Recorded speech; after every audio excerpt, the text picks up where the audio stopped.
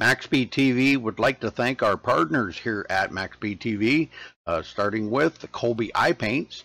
If you're in the market for a new paint job for your car, check out Colby's Eye Paints on Facebook. Need a replica paint of your real-life car? Colby's Eye Paints has you covered. Check out Colby Eye Paints on Facebook. Also by Hershey Design. Hershey Design Company is your one-stop graphics shop. If you're in need of an iRacing paint, league, team, or business logo, or want the logo on some sweet swag, hit up Orion at the Hershey Design Company. You can find them on Facebook by searching HERSHY Design Company. Also by the Sim Speed Shop, simspeedshop.com. You can check them out for all your iRacing sim needs. Ohio IndyCar League jumping on board this season with as an official sponsor of MaxSpeedTV. They are also accepting not just patrons from Ohio, but from all over. Also, iBog for all your iRacing broadcast overlay graphics done specifically by Jason Allison, one of the masters at it. So thank you to Jason. And also, last but not least, Wise Guys. You can check them out at Reverb Nation. That is spelt with a Z. So check them out on Reverb Nation. We would like to thank all of the sponsors at MaxSpeedTV and partners.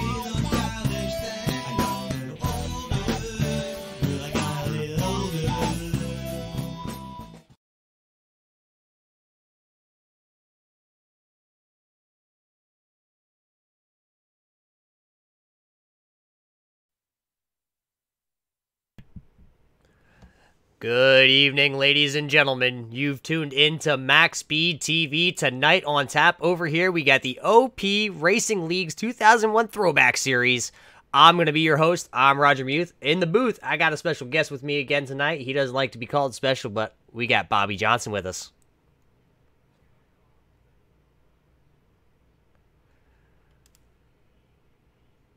Well, I'm not sure about that, Bobby. But tonight on tap here for the OP guys, we got hot, slippy, slidey Atlanta Motor Speedway. We're looking at a field here of right now, it looks like 34 cars are registered for the race.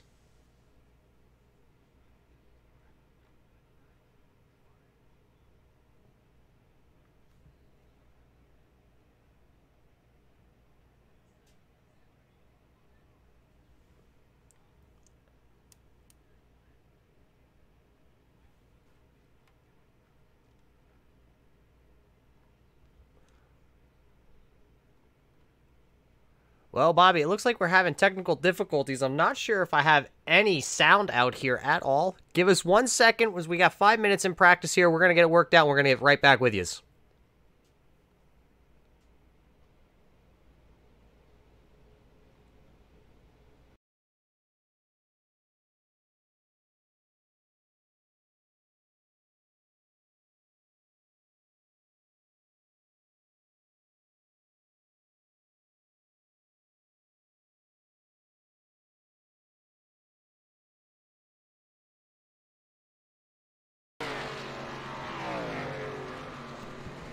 Alright, welcome back. Now I think we have everything figured out here on our side. Sorry about that little technical difficulty we had there.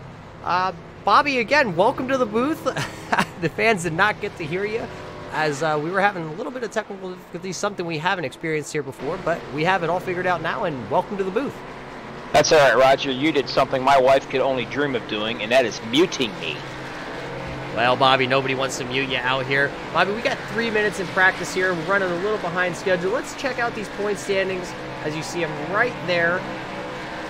Cody Levitt coming in here with a points lead right now of 26 points over Derek Conley. That's a great points battle shaping up, but right there behind them is going to be Garrett Grant. He's only 29 points back, and Kelly Milam's 30. Forrest Sparks in 5th place, only a handful of points back there also. Scott Bellum in 6th in points. Tristan Walker 7th, David Gainforth in 8th, Brian Beach 9th on points, Tanner Thews right there, who I'm not sure if is in attendance tonight. I think I saw that he had a prior engagement, so he's going to be missing a little bit here. James Mayer in 11th. Katie Hayden, who's always strong, just having a tough going so far this year, back into the 12th position. Joshua Spalding 13th. Ed Walk 14th. David Sabin 15th in points.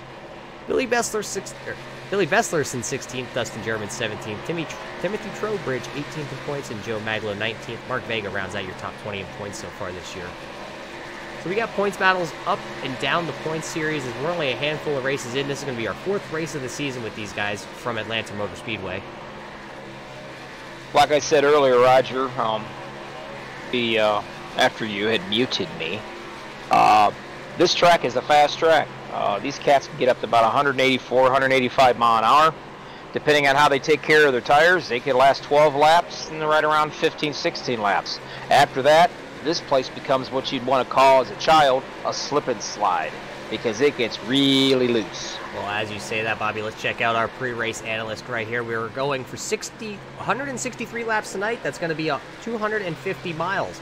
A tire run from Atlanta will probably get us about 10 laps, maybe 15 if you're really saving the tires. Fuel run tonight, probably 25 to 30 laps out there. Pit road speed from Atlanta is going to be 45 miles an hour. Track temp is up over 100 degrees here. We got 106 degree track temp. Yeah, that's definitely got to play a factor in this for sure, Roger. No doubt about it. It's going to make this thing, like I said, it's going to be like a giant slip and slide. These guys need to take aware of this, and I'm sure being out here in practice, as we see them sliding around quite a bit, they got an idea how long their tires are going to last, and then they're going to realize it's going to get slippery. And unfortunately, you have some that takes tires, some that only takes 2 tires, 4 tires, whatever. But I don't know about you, but every time when I see a caution flag, my butt's coming in and getting 4 tires. That's true. 4 tires is going to be the strategy tonight. Coming up next here in about 40 seconds, we're going to have qualifying for these guys. Later on tonight over here on MaxSpeedTV, you guys can tune in after this race. We got the Manning Electric Super Speedway Series, the Drive for Suicide Prevention, the Xfinity Series. Both leagues, great leagues over here on MaxSpeedTV. But we're running short on time. Let's see if we can jump over and get our national anthem play. We're going to be right back with you, as you won't want to miss a thing here from MaxSpeedTV.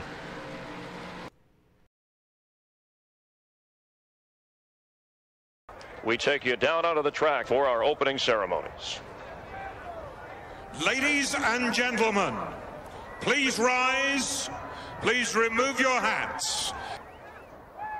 Oh, say, can you see by the dawn's early light what so proudly we hailed at the twilight's last gleaming, whose broad stripes and bright stars through the perilous flight o'er the ramparts we watched were so gallantly streaming, and the rocket's red glare, the bombs bursting in air, gave proof through the night that our flag was still there.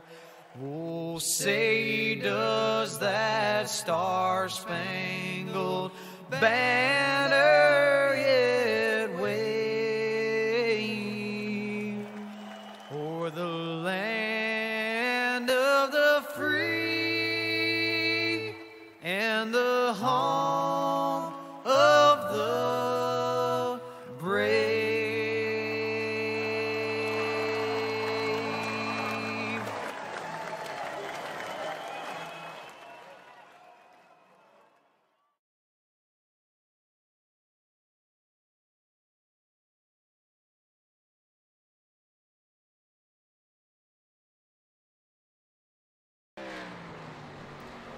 Welcome back, ladies and gentlemen. Qualifying has just begun. We see a couple times coming up on board, or on the board right there. Alex Green on screen there, sporting a new number, new colors this weekend. Alex Green now going to be driving the number 20, the throwback Home Depot paint scheme, back to when Tony Stewart ran it back in, I think that's probably actually the 2001 or 2002 actually paint scheme by Tony Stewart. But Alex Green coming to complete his second lap here at the times.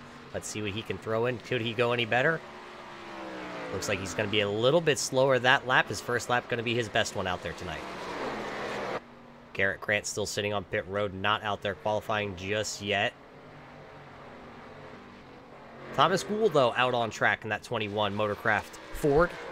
Currently sitting in that 4th position. Let's see if he can better himself as he comes out of turn number 4. Looks like he's shutting it down, and that lap is going to be slower by about a second and a half, or a half second.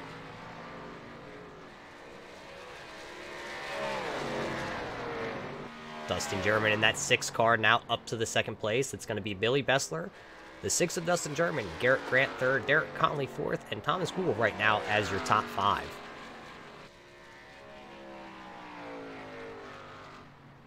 I'm kind of thinking that's about to change pretty soon here, because there's a couple cats out there who's been running pretty quick on practice, not qualified yet. One that I'm looking at is going to be for sure, well, Cody Levette's coming in the 8th, but Kelly Haydet. See where she's going to qualify here. She's been running pretty good up here at the speed charts all of practice. Katie Haydet put on one heck of a show last night as these guys had their practice race. We're going to call it their practice race, but they run 2 different groups, one on a Thursday night and one on a Friday night, and you're watching the Friday night one. Katie Haydet, though, battled yesterday for a win, for her first win of the season, first win over here with the OP Racing League. She has yet to turn in a qualifying attempt. We expect her to be close to the front before tonight is over with. She'll have something to say with who is going to walk away with the win here tonight.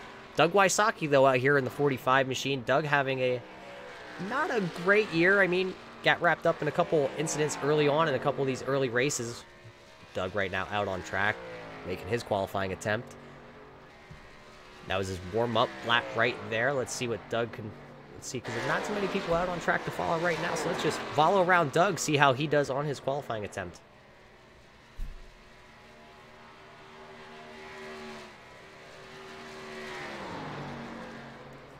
Well, Bobby, while we watch Doug qualify, this being our 4th race of the season, let's recap. What did you see through your first 3 weeks, possibly, that you can remember? Well, one thing I definitely remember is these cats, they show no mercy. I mean, they run every lap like it's the last lap of the race. Some of the most exciting racing that you're going to see by far, but it's definitely a never dull moment. Anything that has OP involved. I don't know where all these cats come from, but they all get together and they race hard.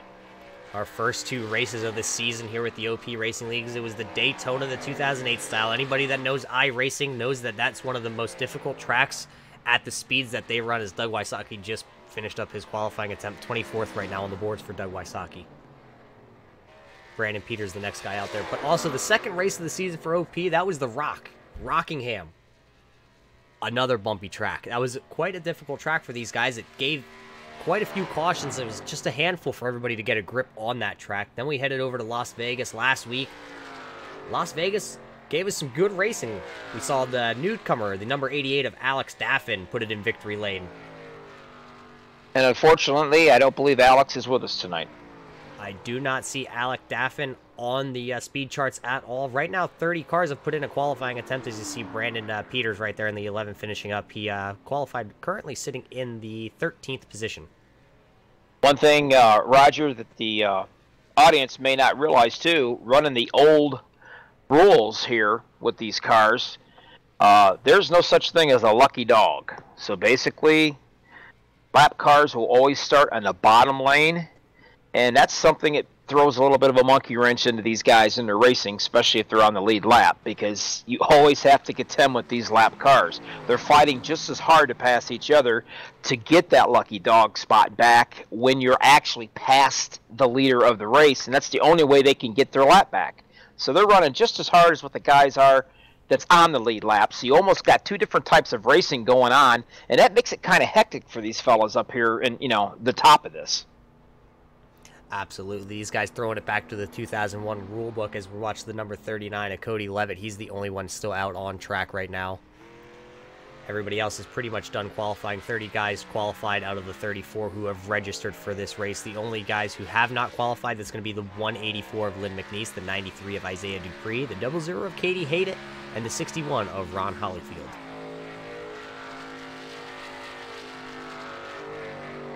As you were talking, though, Bobby, those inside lap cars do play havoc occasionally with the leaders, especially tonight when we get a little bit into a tire run. We're going to see, possibly those lap cars come down, take 4 fresh tires, and we're going to see the leaders stay out. And when the leaders stay out, it's going to give those lap down cars the inside advantage, and they're going to run them hard because you have to get your lap back here. Yeah, that's the thing. There's a lot of guys, even though they're maybe 15 laps to go in the race or 20 or whatever the case may be, it doesn't matter because these lap cars, these guys are still going to run them just as hard as if they were on the lead lap going for a win. And sometimes that kind of ruffles a few of these guys' feathers just a little bit, creates just a little bit of a, well, let's just say an unfriendly environment sometimes. But that's the cool thing about these old rules, the throwback. That's the way it was back then, and that's exactly how it's going to be tonight. As it looks like everybody is off the track, Bobby. We got about 1 minute and 48 seconds to go, so it doesn't look like anybody else is going to get a qualifying attempt in here because I don't see Lynn McNeese, Isaiah Dupree, Katie Haydett, or Ron Hollyfield on the grid at all. So they're probably going to elect to start shotgun on the field, or they may have departed us early tonight, loaded up the hauler, and head to the next one. But while we have time, Bobby, look at those qualifying times. You got, Bill Bessler up there, P1, David Saban in 2, Dustin German 3rd, Garrett Grant 4th, Derek Conley in 5th, Thomas Gould is in 6th, Kelly Milam 7th, Chase Berry 8th, Cody Levitt 9th, and Alex Green having a great showing here. Top 10 so far. Those are your times. I don't believe anybody else is going to come out. They're not going to bump them. Out of everybody here tonight, Bobby, who are you going to be watching? Who are you going to be looking for? Well, there's a couple guys and a lady, if you will, that I've been really thinking hard on. First of all, Katie Haydett, she's been running very, very well. I watched that girl get, I don't know how many laps back that she was down the other night in racing, and she did a fabulous job. And she was going up there and going for a possible win, but unfortunately she got taken out by a late-going accident. Now, I don't know why she has not decided to do a qualifying run here. Maybe she's going to try to play it safe a little bit. But I can promise you, whenever that lady is on this track, everybody better take heed. And the other individual that I'm really watching right now, believe it or not, I know I might sound like a broken record, but I'm really liking Cody Levitt out here in your paint scheme. And the reason why, this track suits Cody very, very well. He loves these fast, slick tracks. And I think he's going to be a force to reckon with tonight myself. While you're talking about those guys, I'm going to be watching the number 10 of Garrett Grant here tonight. I think that 10 has one heck of a shot. Don't count out the number 6, though, of Dustin German either. Well, Bobby, it looks like qualifying is over. The checkered flags are waving. The field is set here for tonight. Let's see, maybe we can possibly get through this qualifying grid real quick here. Starting on your pole tonight for the OP 2001 Throwback Series, you're going to have the 25 of Bill Bessler. Starting right alongside him is going to be the 58 of David Sabin. Starting in your 3rd position, the number 6 of Dustin German. In the 4th position is going to be the number 10 of Garrett Grant. In your 5th starting spot, the 3 of Derek Conley. The 21 of Thomas Gould is going to start in the 6th position. 7th position is going to go to the 18 of Kelly Milam. In the 8th position is going to be the 24 of Chase Berry. 9th place is going to go to the 39, Cody Levitt. 10th place, rounding out your top 10, the number 20 of Alex Green. Your 11th position is held by the number 2 of Tristan Walker. Your 12th position is held by Joe Maglow. 13th position, number 11, Brandon Peters. Your 14th is the number 12 of Tony Quadros. Your 15th position is going to be held by number 27, Jeff Beringer. 16th position is the 101 of David Gangforth. Canadian, watch out for this guy. He runs pretty hard himself. 17th position is going to be held by the 19th of Matt Henry. The 18th position is going to be, I believe, number 69 of Brian Beach. The 19th position is held by number 43, Chase Stanton. The 20th position is held by Brent Elmore. Coming in your 21st position is going to be the 67, the new guy of Tyler McHorther. Starting in your 22nd position, the 84 of Aspen Belvin. 23rd position is going to go to the 07 of Scott Bellum. 45 of Doug Wysocki is going to start in the 24th position. 25th is going to be the 7 of Forrest Sparks. Ed Walk in the 48 machine is going to start in the 26th position. 27th is going to go to Christopher Brown. Timothy Truebridge is going to start in the 28th position. 29th is going to be the 01 of Rick Greenaway. In your 30th position is going to be the 53 of David Hunt. Starting in your 31st position is going to be the 00 of Katie Haydett. Your 32nd position is going to go to the 93 of Isaiah Dupree. Starting in your 33rd position is going to be the 184 of Lynn McNeese. Starting in your 34th position, though, is going to be the 61 of Ron Holyfield. And that's going to be your grid here tonight. Bobby, as you see these guys rolling around, taking their one pace lap, getting the tires up to temp. We're in for one treat out here. An exciting one here tonight. Oh, it's going to be a fast pace. Absolutely fast pace. Always fast here at Atlanta. There's a lot of room on this track. There's a few lines that you could run. At some points, you should probably see even some 3 wide going on. But the one thing that you want to be very, very careful on is how you take care of your equipment. You have got to take care of those tires because they will fall out and fall out on you quick. As the field works into turn 3 and 4, waiting on that pace car to make the left-hand turn for the first time.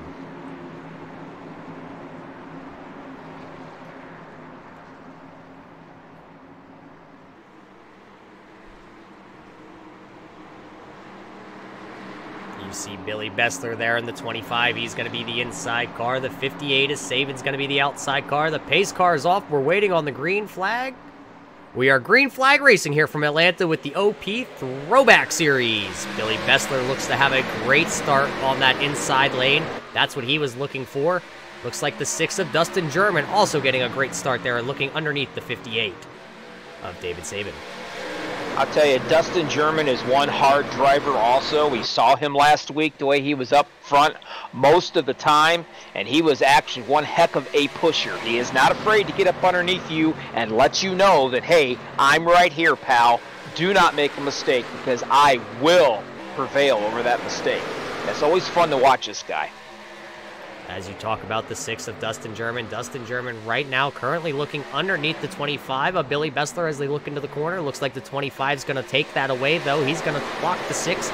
Still out in front. The guy who led the first lap is going to be the 25 of Billy Bessler. He's still out front. And now here comes the 10 of Garrett Grant on the outside of the 6 as they work into turn 3. Hey, you get just a little bit of a break right there. Then you've got the 21 of Thomas Gould. And, of course, you've got Cody Lavette right there. The number 3 of Derek Conley also. As you can see, they're working their way up, trying to catch these guys up here in this lead pack. Got a great battle here for the 6th, 7th position, as it looks like the 39 of Cody is going to get that position. Your top 10 all single-filed out. Now it looks like Alex Green in your 10th position, though, looking underneath. It looks like that's going to be the 24 of Chase Berry. Looks like he's not going to have quite enough as he has the 2 of Christian Walker right there also pushing him. Christian Walker possibly looking to the inside of the 20 here as we work lap 4 now. The 2 does dive to the inside of the 20. It looks like he really sailed it off in there as the 24 right in front of them having a little bit of connection issue. That might be worrying the 2 and the 20, but all is good. They're still side by side as they work down the backstretch. Who's going to have the momentum? I think possibly the inside lane might prevail through 3 and 4 here, as it looks like the 24's up top going to block the 20's line. 20 now going to give way. He's going to fall behind the number 2 there of Christian Walker. And just as you say that, the 20 pops out into the outside. And at that point in time, he's letting that Kodiak car right there of the 27 of Jeff Barrier. He's also allowing him to take that inside run also. And then you got right there the number 12 behind him. Looks like we possibly might have a yellow out on the track. It might involve the 45 of Doug Wysocki. Nope, it does not. Not sure where it is. Lynn McNeese right here pulling up the back of the field. Well, let's see if we can find who that was. It does give us Doug Wysocki as the guy who has the incident point.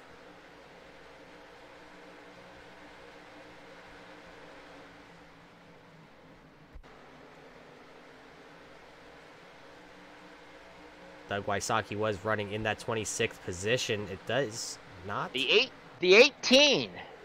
The 18 of Kelly Milam. Of Kelly Milam hit the wall pretty darn hard right there, and that's what is coming up on mine, Roger. Well, let's see as we pull Kelly Milam out here, running in that 21st position. Let's watch the 18 and see what happened here as he's just riding around. It looks like he's back there behind the 33 car right in front of the 07 of Bellum.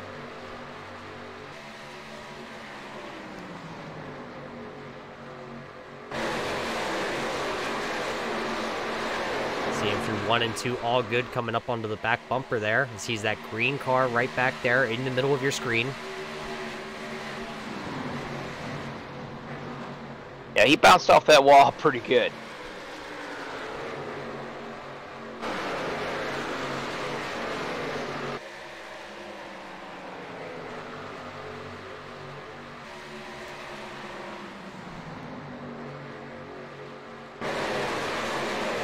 Yes. Actually, turn 1. Well, as we're watching here, we're watching Kelly Milam. We've gone back quite a bit. And there's the yellow, and we see nothing with the 18. We did see him bounce off the wall a little bit earlier, but nothing right there. So unsure what actually was the cause of that.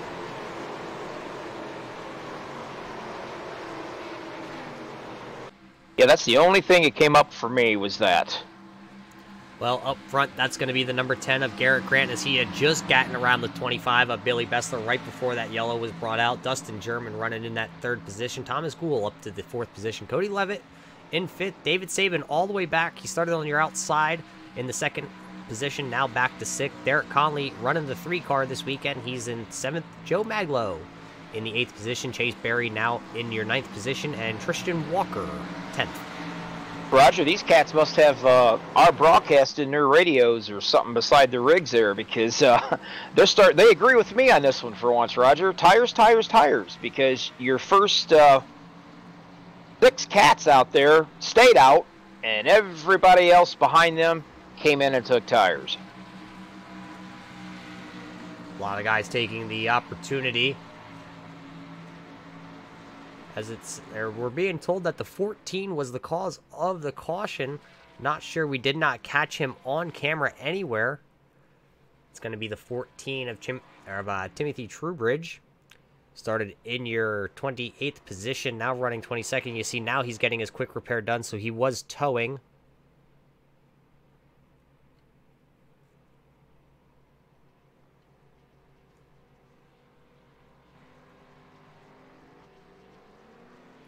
Well, also got a quick report here that the 27 of Jeff Beringer had spun out under caution by himself. Looks like heavy front end damage to that Kodiak car. He came in. He's going to get his quick repair. He's going to put fresh tires on it. But I believe we're about to go back racing green here. Yeah, that's a heck of a way to have to spend a fast repair. That's for sure. And it looks like we got one to yellow or one to green here yet.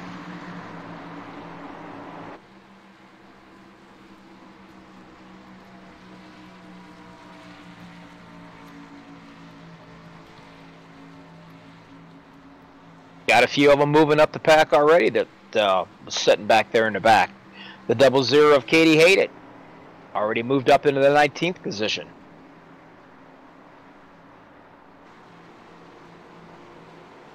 Katie Hated started back there in 31st, elected to not take a qualifying attempt.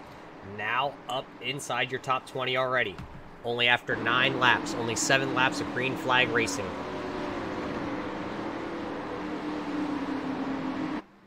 Back out front, though, it's still going to be the 10 of Garrett Grant, Billy Bessler, Dustin German, Thomas Gould, Cody Levitt, David Sabin, Derek Conley, Joe Maglo, Chase Berry, Tristan Walker.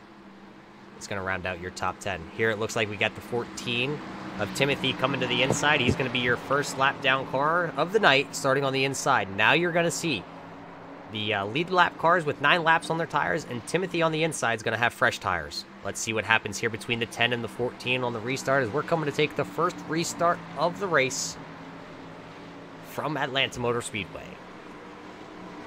Pace cars diving in right now, waiting for the green, waiting from the flagman. This series goes on the flag. Green flag's out. We're racing once again. You see the 14 and the 10 almost come together. 10 gets a good start. Oh, the 10's in the wall. 25 into the back of the 10. The 10 is spinning through the infield. Stops right just shy there of the... He's going to have to serve a penalty probably for that as he's going to cut through pit road. Roger, that's got to be... out. That's the craziest thing I've ever seen. Let's see if we can go back 30 seconds here or so and catch a replay quick of this.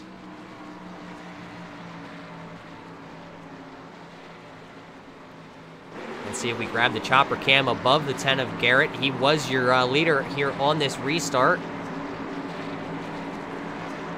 You see the green flag is out. They just about come together with the inside lead lap car. It looks like when he shifts, the car goes right into the wall. Billy Bessler nowhere to go.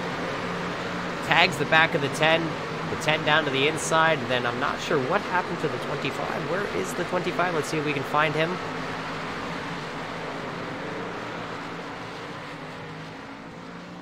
Only thing I can think of is he spun his tires, and obviously it sent him up in towards the wall there.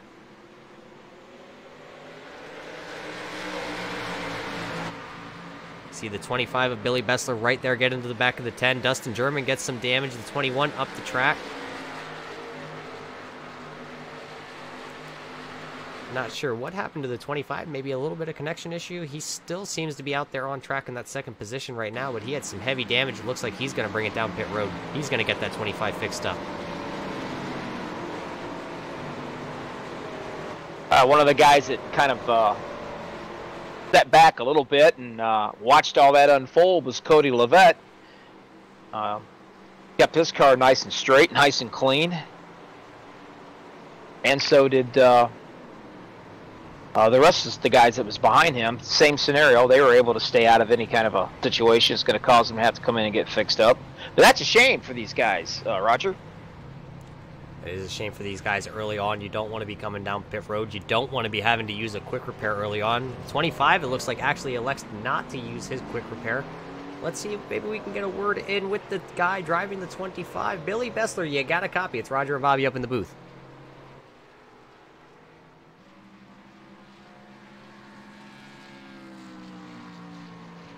Bill Bessler, it's Roger and Bobby up in the booth over here on the TeamSpeak side. You got a copy?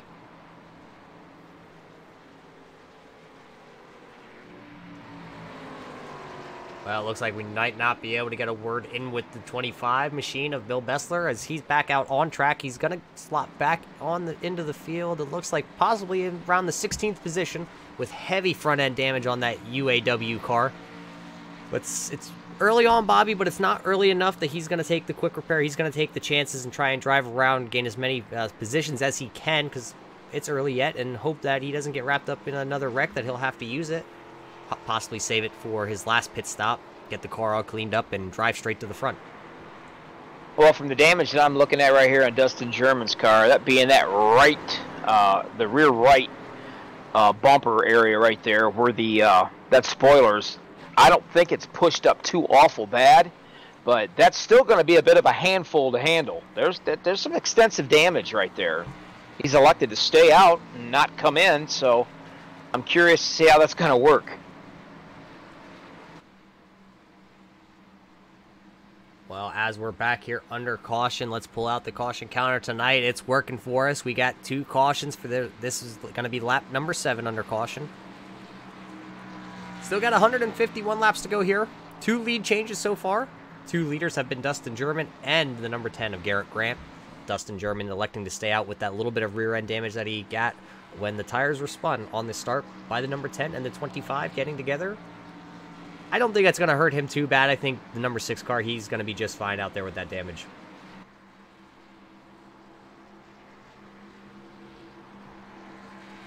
Certainly hope so, that's for sure. I mean, he gave us a great show. He was part of the gang last week that gave us a great show, and I'm sure he's going to give us a good show tonight as well. But, you know, Alex Green sitting there in that 5th position in the 20 car right there. I mean, he's had a bit of a rough season, I would say. Wrong place at the right time kind of stuff. It's really nice to see him up here breaking the top 5. Maybe all the driver of the 20 car needed was to find a new home, a new team, and a new paint. He found it with the number 20, and he found it with the orange Home Depot car. So great seeing Alex being up inside the top 5 right now. Another guy who's having a great day, the 101 of David Gainforth. He's up into the 6th position from the 16th starting spot. Tyler McWhorter in the 67, a new guy out here this evening. He's all the way up to the 7th position from the 21st spot. Also having a great run. Bunch of guys inside the top 10 that we're not used to seeing up here or haven't seen before.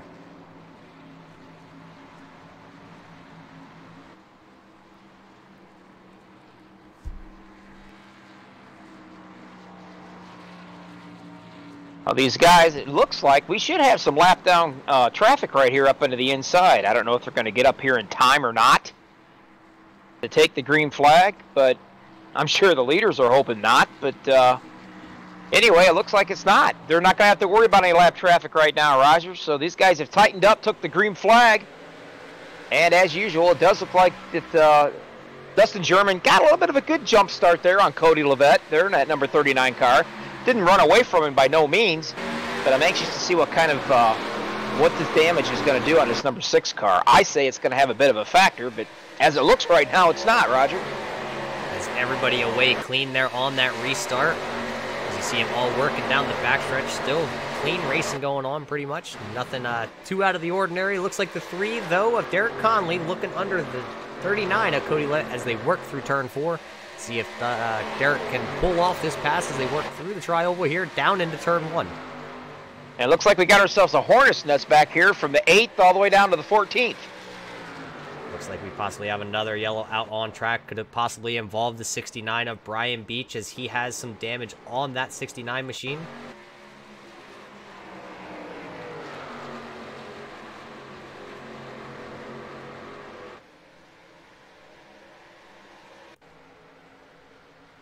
Well, we don't want the 3 of Derek Conley. We would like the 69 of Brian Beach.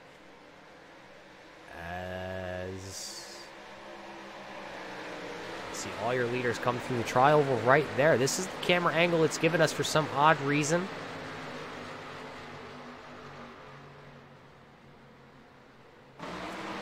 There's the 69. Then he comes into picture with some damage on the back bumper. I'm not sure if it's him or if it possibly could be the, there it is, the 49 of Joe Maglo. Let's see if we can back it up a little bit farther and find Joe. iRacing not playing favors with us once again early on here. This seems to be a happening factor early on in the races. Yeah, I'm kind of thinking that it's a possibility the Gremlin just likes to mess around with us, Roger. Well, while we're working caution here again, real quick, we're going to step away. We'll be right back with you.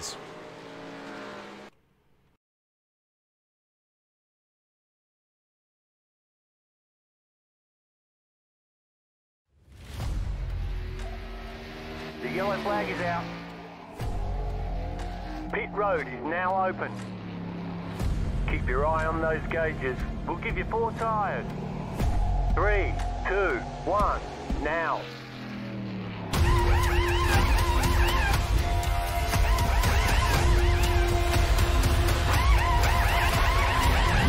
We're done. Get going.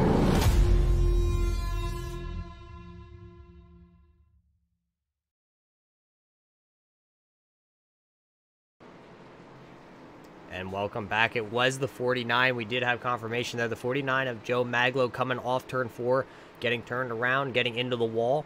It looks like he's going to use his quick repair, though. He's going to come back out onto the track. He's going to be slotted, it looks like possibly right around the 27th, 28th position. 18 laps so far of 163, I believe. Right, Roger?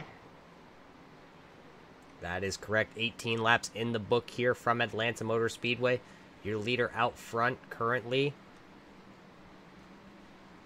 Well, to be honest with you, there's no way around that, but that kind of sucks, especially with these guys that had to use their fast repair already in this race. That means they're going to have a long way to go here and try to keep their butts out of any kind of trouble. As we got the 1 to go, the 6 of Dustin German, still your leader out front. The 39 of Levitt there's running 2nd. Conley in 3rd. Walker 4th. Alex Green still running near 5th position.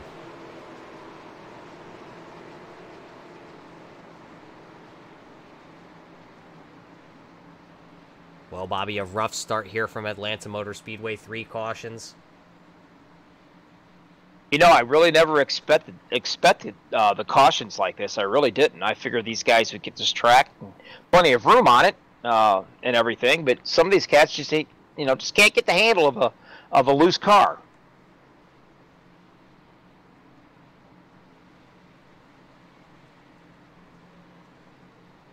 Gonna go get ready to get going back. Green flag racing here from Atlanta. We're gonna be working lap 20 once we get the green flag. That Eagle 1 number 6 Ford Taurus still out front. That Chevy the orange number 39 Levitt right there. The black number 3 right behind him. The black number 2 and the orange 20. Great throwbacks there in your top 5. Pace cars ducking in, waiting for the green flag once again here. We are back green flag racing from Atlanta Motor Speedway.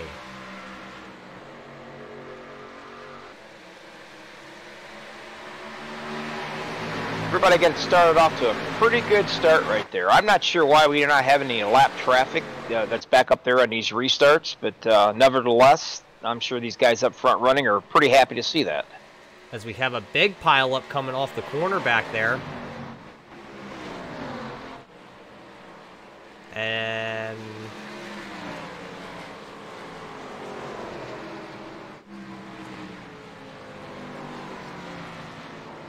as the caution flag waves once again here, let's see if we can go back. I believe the 07 has Scott Bellum involved.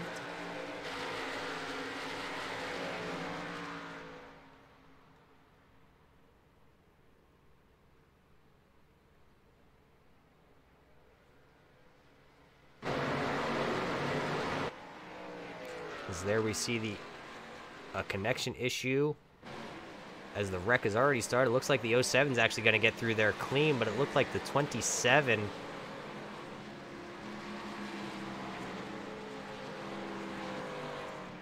And it looked like Daytona or Talladega out there for a minute. Cars going everywhere. I know one of them started it by hitting a wall. I believe it's the 53 of David Hunt. Let's see if we can follow the 53 around the track. He was running up inside the top 10. You see him having a connection issue up into the wall, and then right down the track, it's the 01, the 7, and then he disappears off screen as everybody else is just piling through. Not sure, possibly a connection issue. The 27, you see him coming down, wiping out the 14 of Truebridge. Just having one heck of a time here with connections so far in the early on.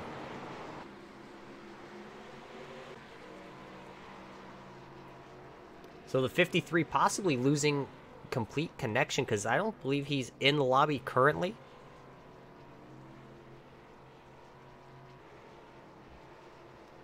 If you're able to, Roger, and I know you have a lot going on you there, go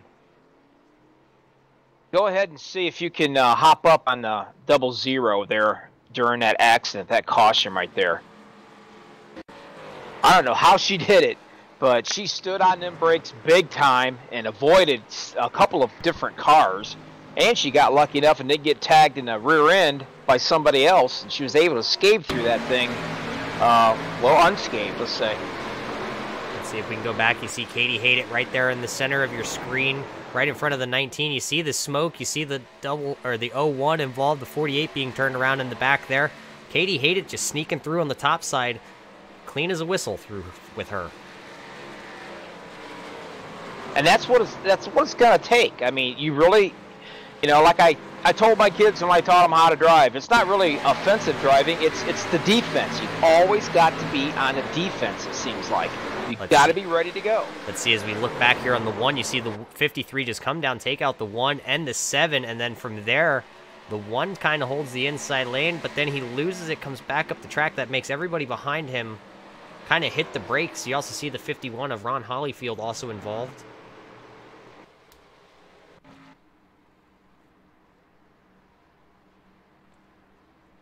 The 53, I just got word, David Hunt has been parked here this evening for an unstable network connection and causing the wreck here on lap 20.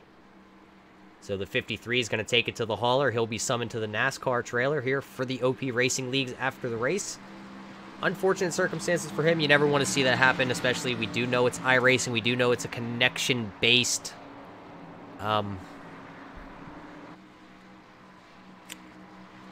event. You're kind of at the mercy. Well, you never want to see anything like that happen, but all honesty, it's there, and it's a good chance that one car is going to have a connection issue, and usually it's going to either bring the big one or it's just going to cause havoc. And unfortunately, this one did. There's your top 5 at the top of the screen. Dustin German still leading the way. The 39 and Levitt there in second. 101 of David Gainforth now into the top 3. 67 of Tyler McWhorter. 67 of Tyler McWhorter. They're now in 4th. And Doug Wysocki now rounding out your top 5. Billy Bessler has moved up, now back into the 6th position. Katie Hayden 7th. Tony Quadros in the 8th position. David Sabin 9th. And Matt Henry in the 10th position.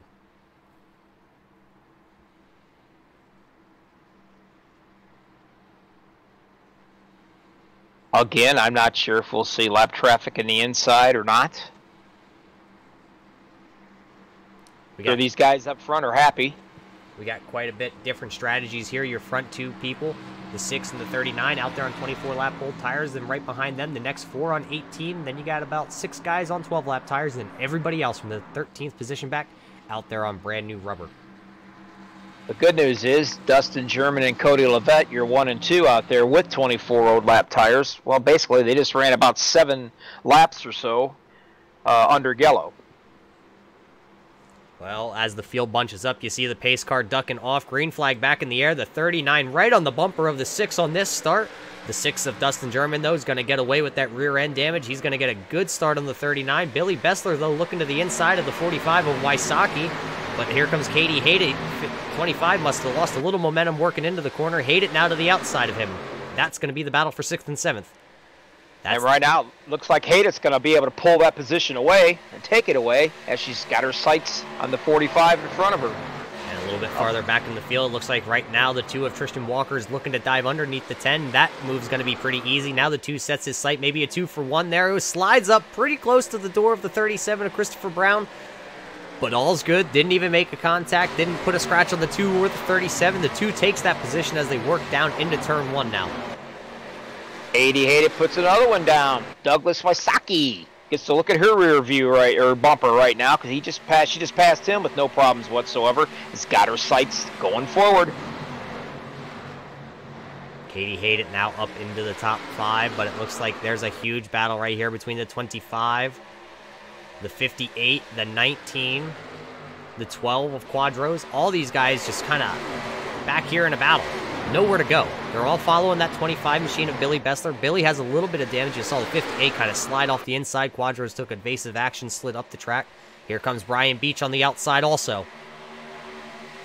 Again, as we like to say, you can throw a blanket over all of them. That's how tight they are running. There you go, David Sabin right there. You see his driver bar. He's that green car, the Mountain Dew car on the inside. Then Henry right behind him in the 19, the Dodge dealer's car.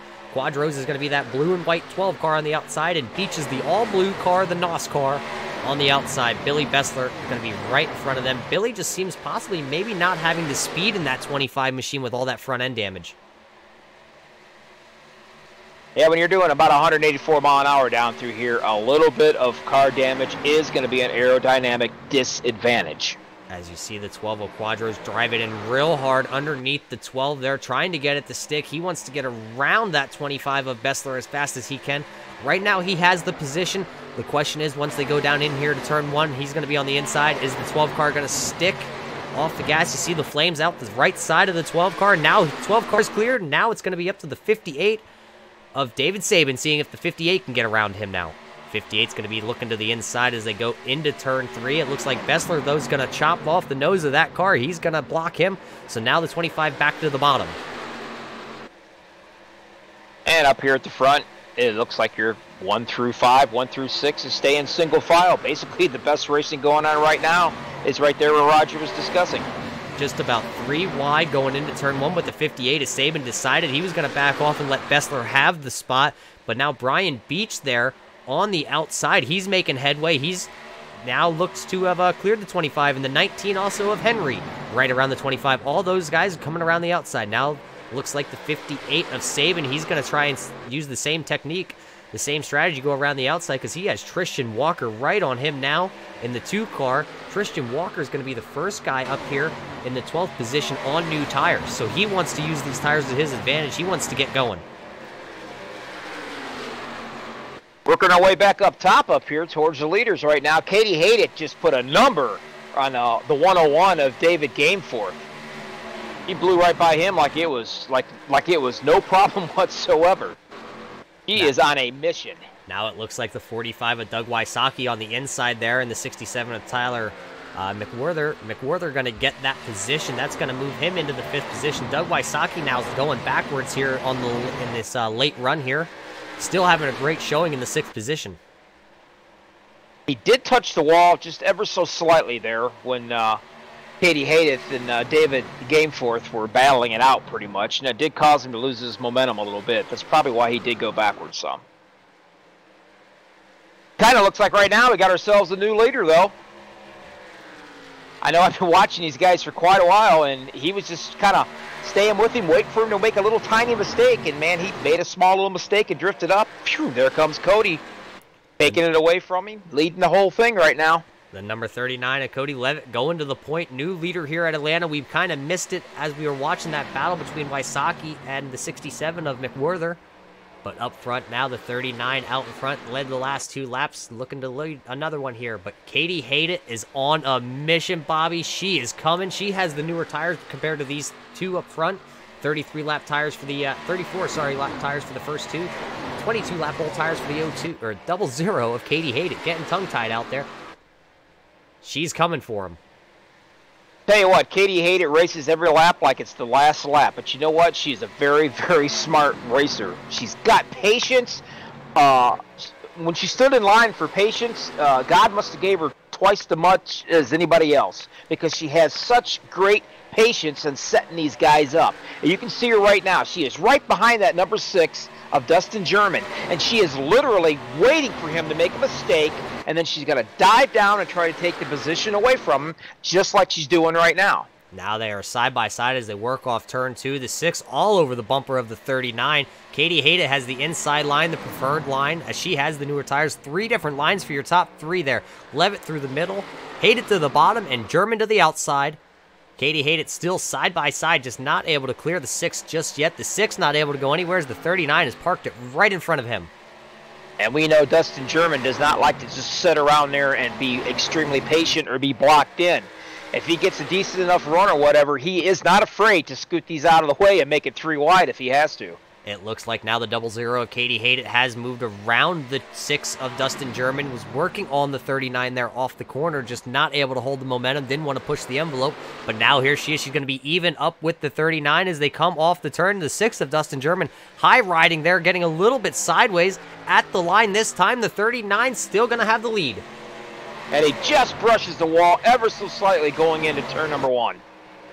Side by side still here for the lead between this 39 and the 00 of Hayden. Dustin German kind of lurking back there. Not sure if he wants to go to the inside or the outside, as now it looks like the 39 has the momentum off the top side. He's going to be clear by about a half a car as they work into the corner. Probably going to... No, she's still staying on it inside. She thinks that inside line is going to work really good for her. And you know what? She's able to keep it down there like that, not lose any momentum. So right now, she has a great handling car. Now it looks like as they work through 1 and 2, it looks like Hayden's going to have the position. She's going to slide up right in front of the 39. Barely any room to fit. New leader out there. It's going to be the 00. Katie Hayden now at the point. As we're watching this battle pretty intensely, it looks like there's a great battle going back here for about the 5th, 6th position. Wysocki is now back to the 4th position. The 67 of McWhorter back to 5th. Gainforth 6th. Henry 7th.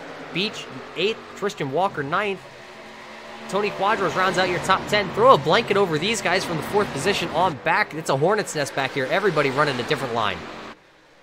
Matt Henry just took that position away from David Gameforth right there, and he's got his sights set on that next car just above him of Tyler McWhorter. There's some hard racing going on right in here around the 5th to the 9th position. A lot of hard racing, a lot of clean racing. You see everybody giving each other a lot of room, but you got the 69 of Brian Beach, who's blinking in and out. He's been blinking out in and out the whole race. I'm sure the 49 of Joe Maglo, who's right behind him, not too thrilled about that. I'm sure he wants to get away from that as much as possible.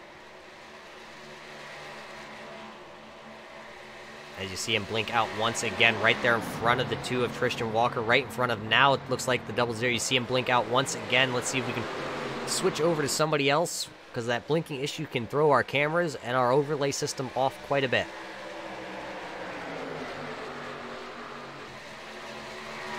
This battle's still brewing here. There's still plenty of time. As now, I'm not sure what happened, but the 39 of Levitt no longer in your 2nd place, I believe.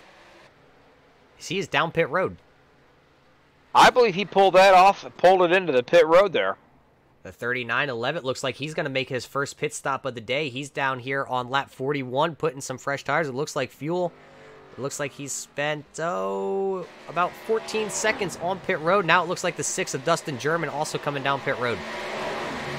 That's about right. I mean, they did run some caution laps or whatever also in here, Roger. But yeah, I'd say they're probably getting ready to start sucking some fumes in that gas tank. So the 39 coming down 1 lap sooner than the 6 of German. German very slow coming down pit road. He doesn't want a speeding penalty. It looks like he's going to coast right into his pit stall. But out front, Katie Hayden, still your leader. She's going right by the 6 right now as she works through the tri-oval. All by herself, Bobby. 4-second lead currently over the 45 of Wysocki. And that's a pretty comfortable lead to have right there. Nobody is around you. You don't have to worry about getting into anybody else's mistakes or anything. You're just hitting your marks, cruising, knocking off some lap times. Couldn't be in a better position. 19 of Matt Henry worked around the 45 of Wysocki. The Wysocki might be coming down pit road this time. It looks like he's to the apron. A little slower than everybody else. He's certainly coming to pit road this time. Tony Quadro's right behind him in the 12 machine. He's also coming down. Doug Wysocki locking it up, coming into pit road. Not sure if he's going to get that 45 machine woed down in time. He might have got a speeding penalty right there. 45 and the 12 almost making contact as they came down pit road. You got to realize a lot of these guys right here, they're not used to taking a green flag pit stop. You know, they're used to coming in on cautions all the time, and you know, these green flag pit stops, you've definitely got to slow down because iRacing don't give you a whole lot of lenience. As there's a battle right here between the 24, the 2, and the 49. That's going to be Walker, Maglo, and Chase Berry all battling it out here. And your leader came in. Third position. Katie Hayden also, we did see her dive down pit road real quick, so she's down pit road. She's trying to stay on this same strategy as the leaders because, you know, tires are going to matter here. The 19 of Henry, though, is going to be your new leader. And that's only going to be for a short time because it looks like he's possibly, in the next 4 to 5 laps, going to be having to make his pit stop. Brian Beach in the 69, you just saw him peel off the banking. He's coming to pit road. 69, a little sideways. He looks like he might have got it woed up in time, though. Back out front, though, it's still the 19s. You see Hayden there on the inside going a lap down right now, but that'll all cycle through if we can get through the green flag pit stops. Matt Henry's probably going to be your next guy down pit road along with the 101 of Gainforth. Yeah, David Gainforth right now, he's sitting on 40 laps, so he's definitely got to be thinking about coming in here shortly. Here comes the 19 of Matt Henry. He's going to give the lead over to the 49 of Joe Maglo. That's going to put Joe Maglo, Chase Berry, Tristan Walker, and David Gainforth right now as your top 5. Whoa, we got one coming in there sideways into the pits. Looks like it's the, I believe it was the 01. I'm not positive, but I thought it was. 01 is down pit road, but he looks pretty good as he pulls into his box right there.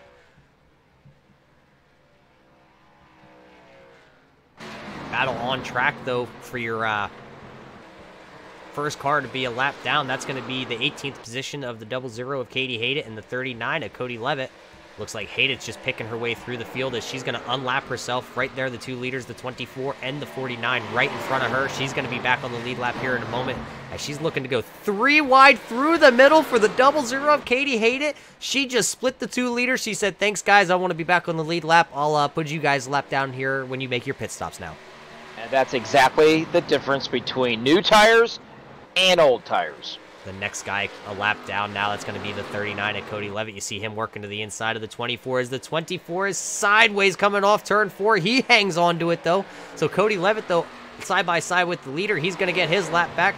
Now the 24 Chase Berry's under attack by the 2 of Tristan Walker. We got great racing here from the Atlanta Motor Speedway. These OP boys, they settled down now from these yellows, and they're putting on one heck of a show. We're cycling through green flag pit stops. Your leaders will be the next guys to come down pit road. They got 27 laps. We got the fuel window between 30 laps and 36 laps.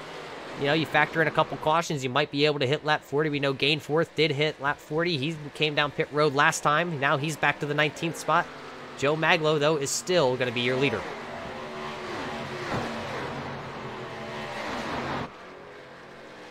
Yeah, these green flag pit stops, I'll tell you what, they are absolutely a blast to watch, Roger. I mean, it's almost like a blooper reel of NASCAR, if you will, in racing here in iRacing. Some of these guys are not used to coming in on a green flag stop. And, man, they're going sideways, they're locking them up, they're going through the grass, they're bouncing off the pit wall. You have guys right now that are on different strategies, as you see the 69 of Brian Beach right now trying to work around the 67. Though that's going to be a battle for position. You got a couple guys right there. Dustin German, who's right out in front of these guys. You saw him. But Lynn McNeese right there in the 184 trying to work around him. He's staying out. Lynn McNeese right now in the 5th position. Dustin German looks like just trying to weave around out there.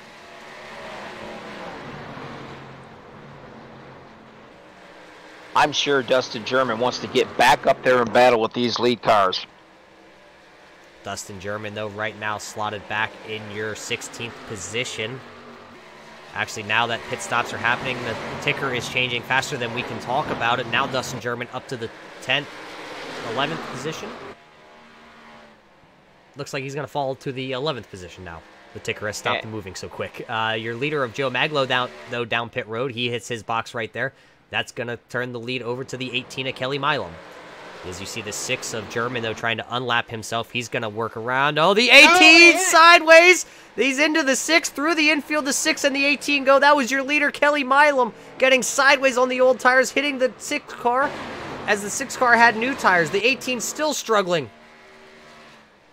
What a circumstance we saw there. That's just 2 guys on 2 different strategies. You know, the 6 car of German trying to get his lap back. As it looks like we might have gone a little bit far back here on the replay. Let's see, though, what happened. Just see the 6 car is working over the 3. That was Derek Conley. Conley's going to take over the lead here, but he's about to make his pit stop in the next lap or 2. As you see him working into 3 and 4 here, the 6 has one great run coming on the 18. 6 on the inside. The 18 just trying to get back to the throttle. It goes sideways. The 6 goes through the infield. The 6 is around. The 18 gathers her up. But Dustin German, no fault of his own, now wrapped up in that incident. He kept it out of pit road. He got it turned around. Pretty impressive save as you see him flying, literally flying airborne in that Eagle 1-6 car. He got it back on the track and all gathered up. He's now slotted all the way back in your 21st position. You know, I'm not sure, Roger, but I don't think German actually realized that the 18 of Kelly Milam was actually that close to him right there, because it looks like he just went through his normal routine on the turn there and was just going to drift up in the middle of the track, and all of a sudden, oops, there's somebody here. As the 184 of, I'm not sure who was the 184. Sorry, got so much going on right now over here on our side. Lynn McNeese, who was your second place runner right there up into the wall. I'm sure he's just going to bring that 184 car down pit road here. Looks like the 101's down pit road. The 20 of Alex Green also down pit road. McNeese going to bring it in there. The 101 of Gainforth hitting the cone. Not sure what's going to happen there, if that's going to be a penalty or not. But Aspen Belvin also down pit road. Looks like that's going to cycle through now. The 67 of Tyler McWhorter is going to be your leader here, possibly. That's going to be incorrect because Katie Hated. I don't know how we missed her, but she's back out front. Pit stop cycling through. Currently, it looks like the 00 of Hate It and the 3911, they're going to be your top 2 cars, but Katie has a 5-second lead over the 3911. Yeah, she's definitely got a comfortable lead for sure, as we see Alex Green going to be heading into the pits right there, which will put Katie right up in the number 1 spot. She's extremely comfortable there. She doesn't have to worry about anything. She's got a great lead going on. Just save, save, save. Save those tires. Hit your marks, and it's pretty much smooth sailing. Joe Maglow in the 49 machine, he's going to be your guy on the newest tires. 5 laps on those tires, and he's slotted in the 6th position. So he had a great cycle of pit stops, but right now going to be just shy of, I believe it's 16. Well, like I said, the scoring board is still changing by the second here. Now it looks like possibly 27 seconds to the leader, 12 seconds. It's bouncing back and forth. Not quite sure which one's going to be correct, but we'll get it sorted out. We'll get you the correct information.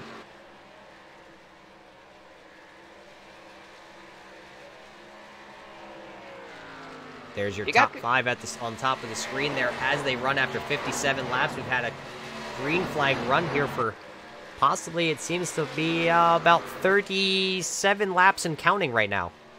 Just luckily, the 01 of Greenway there, he went up and he smacked the wall, but luckily there wasn't nobody behind him right away, because I mean it slowed him down considerably, and that could have been just an ugly, nasty situation there, but luckily there was nobody around and he was there to gather it up and keep going.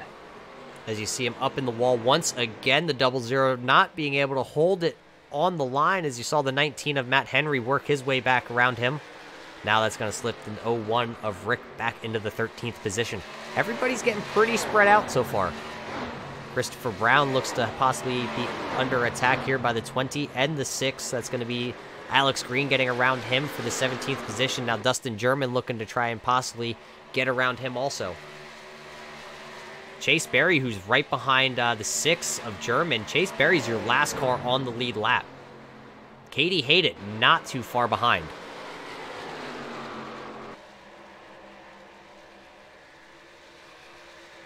As we go to the gearbox, you see that car back there coming. Well, now you see that he got around the 6 of Dustin German. Let's see if we can slot to the 6 of Dustin German here quick, and then you can see just how far back your leader is. You don't see her in the picture yet, but right there she is. He just came off turn 2. Now there he is. Those next 2 dots back there, they're just dots yet, but the leader is coming for the 6.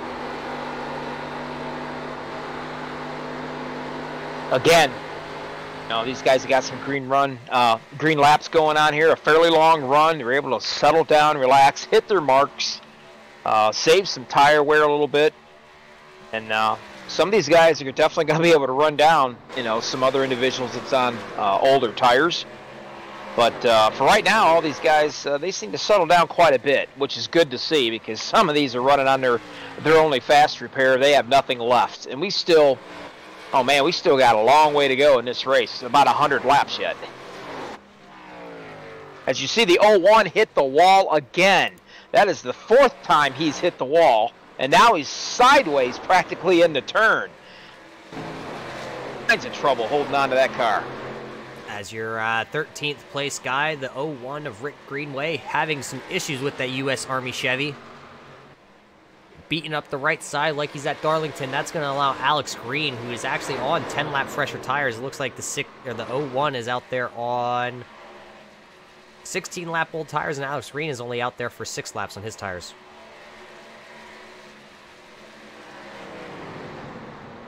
Yeah, I'm not sure what the issue is. I don't know if he's just having problems with his rig or what's going on. But I'll tell you what, he's hit that wall more times than anybody has I've seen yet tonight. Not sure if there's a connection issue with the 39. It keeps bringing us back here to the 39. Shuffling the running order. 39 still slotted in the 2nd position, but we keep seeing the scoring board jumping around.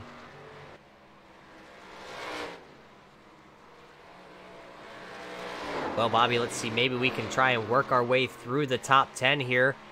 Katie Haydett, who you see right there, is going to be your leader. She's out front now for 15 laps. Started back in the 31st position, Bobby. It didn't take her too long to get to the front. It did not. So Katie Haydett's going to be your leader. The 39 of Cody Levitt right here. It looks like he's possibly 8.5 seconds back of Katie. He's going to be your 2nd place guy. Joe Maglow having a great run here in that 49 machine. He's up to your 3rd position. And Brian Beach, who's right behind Joe in the 69 NOS car, out there in your 4th position. And you got to go a couple seconds back. Then we're going to get to your 5th place guy. That's going to be Tristan Walker there in the Miller Genuine Draft Pontiac. Started in your 11th position, now running in your 5th position. Tony Quadro's in the 12 car. He's running right there in your 6th position, up from the 14th spot. Garrett Grant, who had a good showing early on. Unfortunately, tire spin put him back behind the pack. Now he's worked his way back up into the 7th position. Thomas Gould in the 21 machine, also known as Bobby Hill. A little left side damage for him. He's battling it out for that 8th position. This is going to determine who's going to have the 8th position. Is it going to be the 25 of Billy Bessler, or is it going to be the 21 of Thomas Gould? That's the battle for the 7th and 8th position. Right behind these guys, it's going to be the 59 or the 58 of David Sabin. Started in your 2nd position, just kind of fell off here on the longer run. He's back to the 9th. Forrest Sparks is going to be right behind him, and he's under pressure to hold on to the top 10. As you see, Forrest has been in the wall, and he's under fire by the 3 of Derek Conley, who's running 11th. Now looking to the inside of Forrest Sparks, see if Derek can hold it down there. It looks like he also has some right front damage, but he's going to go right around Forrest like he's sitting still, as he has 10-lap newer tires on that. Back into your 12th position, that's going to be the 84 of Aspen Belvin. Aspen started in the 22nd position, up to the 11th position. Alex Green right behind him. He's in your 12th position. Started 10th, kind of dropped 2 spots. Led a lap, though, out there tonight. He'll pick up a bonus point. Matt Henry in the 19 machine, running in the 13th spot. Everything's all quiet so far out here. Just going through, scrolling around, watching these guys. Pretty much easy sailing for Katie and Cody. Joe Maglow, same thing. Nothing special going on, Roger. Just a Sunday drive, buddy. Looks like the 12 and the 01 are down pit road. Tony Quadro's down pit road. Rick Greenaway down pit road. Out front, though, it's still Katie Haydett. You see her coming up on the 6 of German, possibly going to be getting ready to put German a lap down. German is going to be your last car on the lead lap, 19th position for him. Let's see if we can possibly get an onboard shot here with the 00 and see what she's seeing out front of her. I know for a fact, without a shadow of a doubt, my friend, that driver of that number 6 car right there is going to do everything in his power he can to stay out in front of her and not let her pass him. As it looks like that's not going to happen. He's going to go to the outside. He's going to give way to the 00. As you see Hayden just working around him, going into turn 1.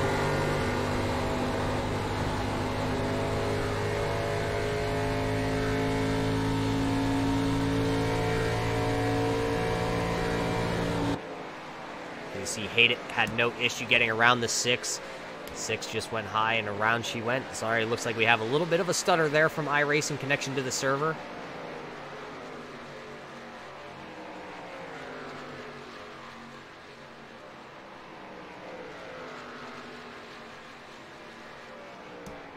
Well, Bobby, 72 laps in the book. Coming up on just about halfway here in a little bit. Everybody's pretty spread out, hanging on to these cars. Well, that's a good thing, too, you know. These long runs that we're getting into right now is making these cars pretty doggone loose, and they're a handful.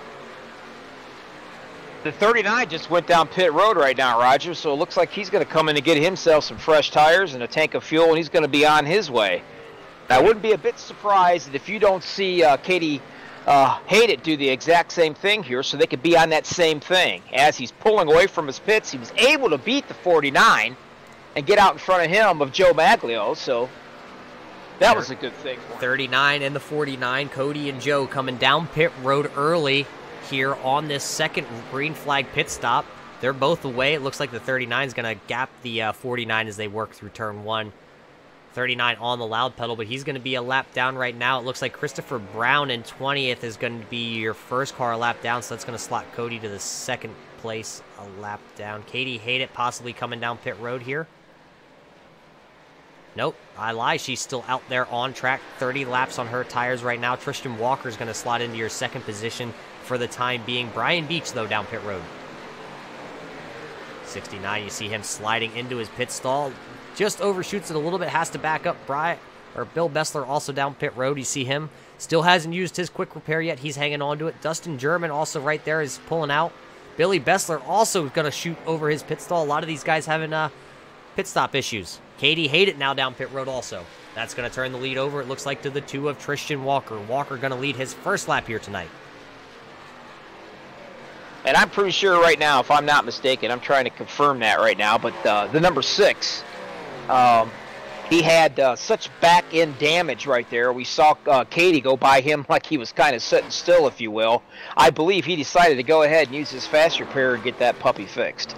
As we look at the 6 of Dustin German, he does look like he has used his quick repair, so that's going to give him a little more speed. He knew he was in trouble of going a lap down, as we actually saw him right before the pit stop cycles started going through. Was a lap down, possibly now looking for a little more speed out of that Eagle 1 Ford Taurus.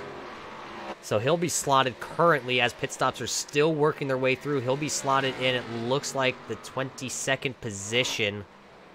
Going to be about the 5th car a lap down as of right now, because Hayden, who made her pit stop, and Levitt, who were your top 2. Hayden's going to be in your 15th position, back on the lead lap. Now looks like in the 10th position as other guys are coming down pit road. So Hayden made her pit stop, back into the top 10 now. Tristan Walker still out there, lap 26 on these tires, as you see Doug Wysocki, who has already come down pit road. He's made his pit stop. Looks like, oh, he's trying to get around the 2, but the 2 and him are not, you know, in the same communication of where the newer tires are going to go versus the old tires. The 45 does back off, though. Now it looks like into the corner. Wysocki is going to dive to the inside, and Wysocki is going to get around the 2. That move by the 45 just pretty much made the 2 look like he's been standing still all day.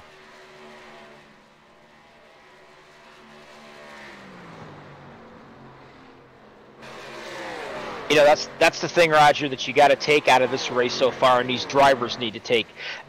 I'm sure these guys are realizing, you know, fresher tires is the only way to go here. Maybe towards the end of the race, 10 to go, 15 to go, depending on how many laps you have on your tires, that's going to be a different strategy for you. But right now, during this race, you want to get tires every opportunity you can, because if not, you're just going to look like you're going backwards. As we look back here to the 3, he's still out there, 23, 24 laps on his tires. You see the 69 just get around him. He's in front of him, Brian Beach, a lap down as of right now. But it looks like the 3 and the 84 of Aspen Melvin right here, your two closest competitors on track. Everybody else is pretty much spread out right now. They're battling for position.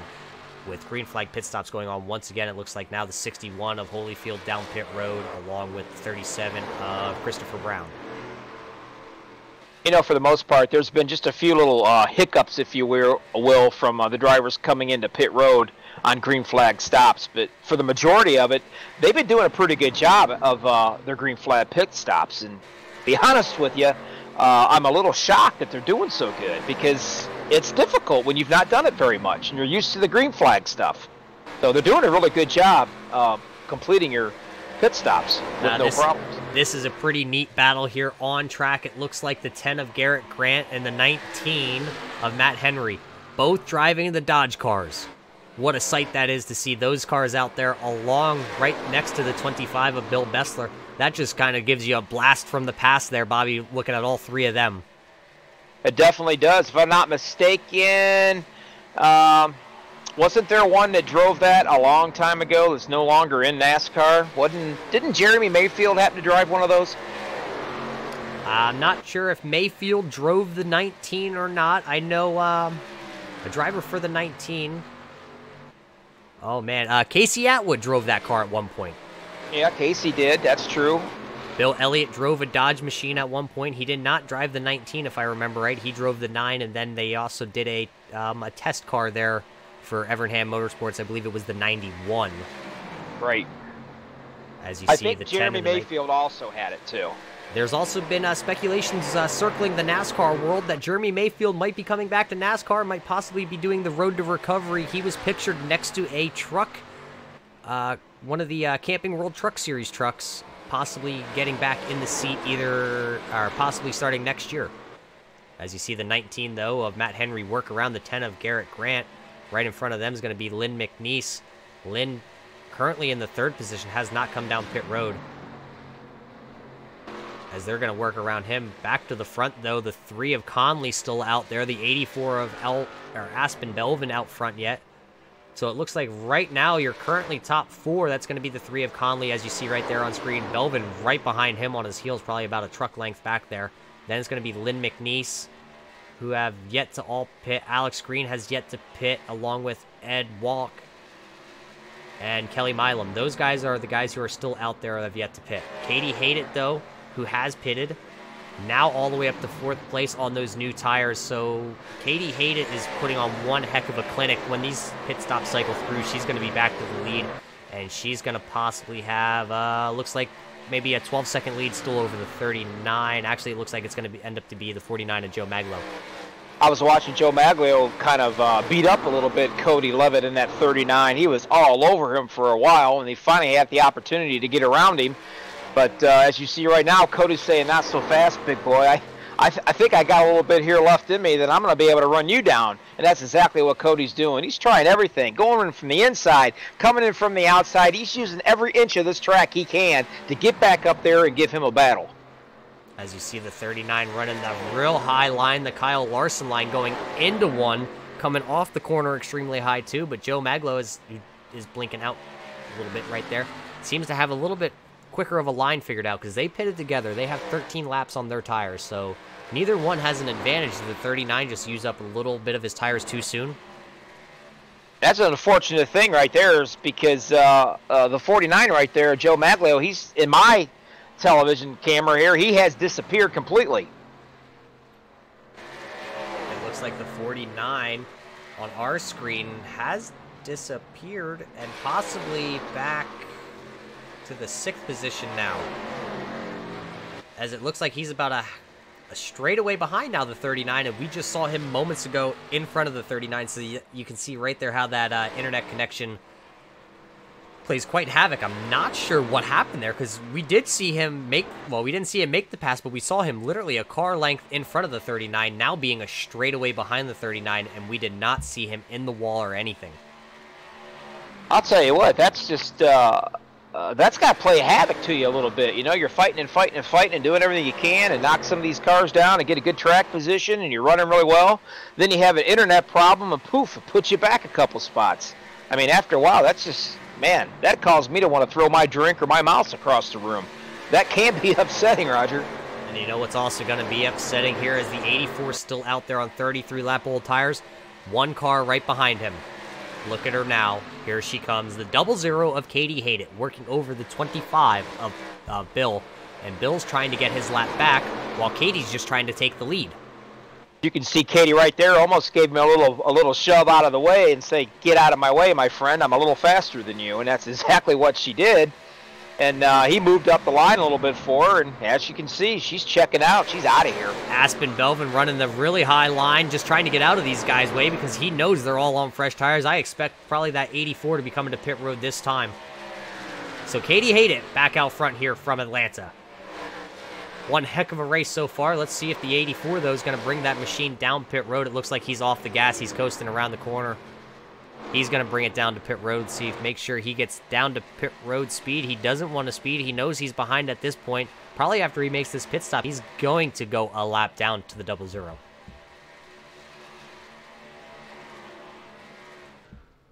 '84 comes in, nice and slow, hits his stop, doesn't want to slide through. So now the 84, who was your leader, Katie Haydett, just passed him. Then the 84 gave up the lead. Haydett now back to the point here. 90 laps in the book. Well, working lap 90 right now, coming to lap 91. Right now on my scoring chart, Bobby, it looks like the top, everybody from 9th place on back. Chase Berry, who is right behind Haydett, right here in the Lego machine. He's a lap down. Forrest Sparks a lap down. Forrest is running in the 10th position, so these guys are having great days. Just, Katie's putting on a clinic. Yeah, she is putting on a clinic, but I'm going to tell you right now, Mr. Cody Levette got himself an early Christmas present because Joe Maglio fought with him and passed him and was actually starting to kind of run away a little bit from Cody. And then all of a sudden he had an internet issue, blinked out, and now he's behind him. So, early Christmas present there for Cody. As a little bit behind Cody, you see the 45 of Doug Wysocki. He's out there a little bit sideways coming off the corner there. He's in your 23rd position. Nobody around him that he is battling right now. He's 2 laps down, started in the 24th position, though he is up to the 22nd position. Let's look a little deeper in the field. Another new guy out here who we haven't seen before, the 33, Brent Elmore. Started in your 20th position, now running in your 25th position. He's kind of looks like he's possibly holding up the 20 car of Alex Green. Alex Green is running in your 17th spot, 1 lap down. So Alex Green, who we saw in the top 5 at one point on this Green Flags run, as we continue to have him here from Atlanta, which is an amazing showing so far. Now that 20 car has slipped to, now with a couple more guys coming down pit road once again, Alex is going to be slotted into the 16th position. Right now, Roger, that Chase Berry in the 24, he's on definitely a white-knuckle ride. He's doing everything he possibly can to get back up there in front of Katie and try to get that position to get that lap back. He was actually pushing her at one point, but she got tired of it apparently and took off. We know Chase Berry is quick. We've seen him run in the top 5 here early on. Looks like a little front-end damage, though, on that 24 Lego machine on the right front. Just not the pace. He does have 4 lap fresher tires than Katie Haydett. Just not able to get around her. He's trying to get back to the lead lap. He wants to get back to the lead lap because if a caution would come out right now, he's trapped a lap down. But I actually do believe, Bobby, they do have the lucky dog on. Oh, they have the lucky dog on, and that's probably why we've not been noticing these double file restarts with lap traffic, right? That's probably why. They do have the lucky dog, but they do not have the waiver rounds turned on. Well, somebody forgot to tell that to the 24 right there because he just went around your leader. As you did see Chase Berry jump to the inside of the 00 through turn 3 and 4, but Haydett's not going to give up. She's going to look to the inside in 1 and 2 here. Haydett wants to put him back a lap down. That's one less car that she would have to battle with at the end of the race if another caution would come out. Tony Quadros. Oh, as you see the 24, big slide off turn 2 to try and get around the 14 of True Bridge. Now the 12 of Quadros. is trying to get a lap back for himself. Quadros, though, is down the leaderboard. He's 3 laps down in the 23rd position. He just came off pit road 6 laps ago, so he definitely has fresher tires than both of these cats up here, the 00 of Hate It and the 24 of Barry. As you see the 00 just give way to the 12. She knows better. She knows he's quicker right now. Just let him go. It's not worth it. I have a 15-second lead over the second place guy. It looks like Joe Maglo possibly back into the second position. No, it's still. I'm still seeing Cody right here.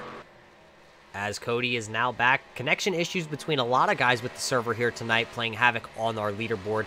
It's still going to be the 00 of Hate It, the 39 of Levitt, the 49 of Maglo, and Maglo has cut that lead. Remember at one point we saw the 49 blink out there? As you saw the 20 of Alex Green now get around the 39. Wysocki also on newer tires trying to get around the 39. But remember, Maglo was in front of the 39 at one point. You're running around on these long green flag runs, Roger. You know, you start going around and around and around, and all of a sudden you start seeing these cars starting to catch up and starting to pass you a little bit. You know, at what point in time do you say, all right, I'm losing too much ground here from the leaders, I'm losing too much ground for the guy in front of me. When do I come in and when do I pit? And that's something these guys are having to think about now because these cautions are no longer coming around anymore. We did have a battle here on track between the 21 of Thomas Gould and the 69 of Brian Beach. Thomas getting around and of Beach there. Beach kind of losing a little bit of ground as Thomas did have fresher tires.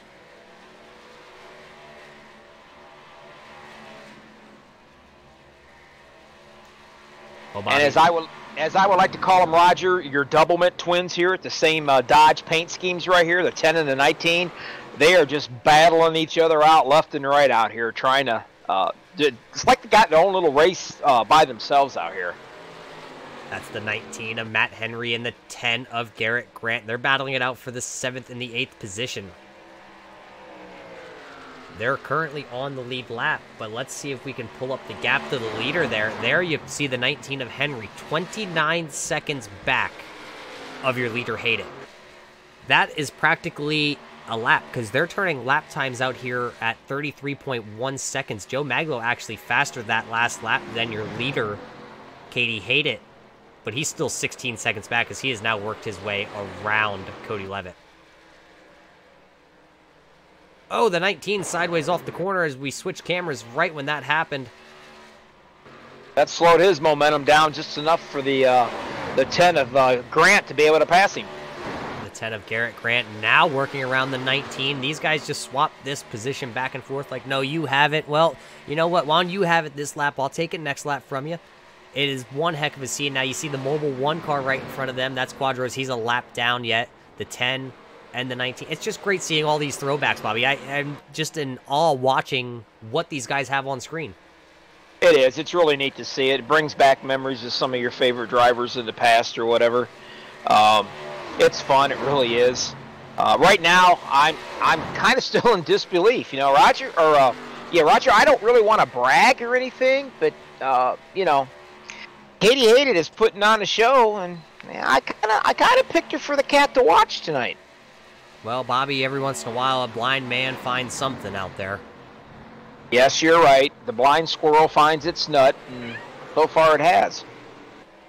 Looks like Hate It's going to bring that 00 down pit road. Bessler right behind her, also coming down pit road. Looks like the 39 was down pit road 1 lap ago, so Katie doesn't want to give up any track position, any time to the 39, so she's going to come down pit road. Also, I believe the 47 came down pit road too, if I'm not mistaken, or the 49.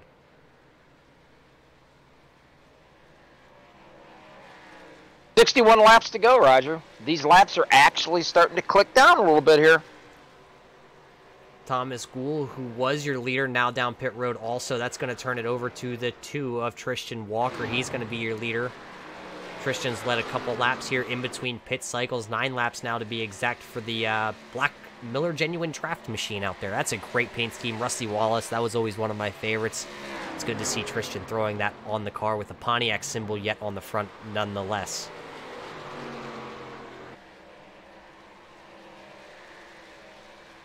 So pit stops happening once again here from Atlanta.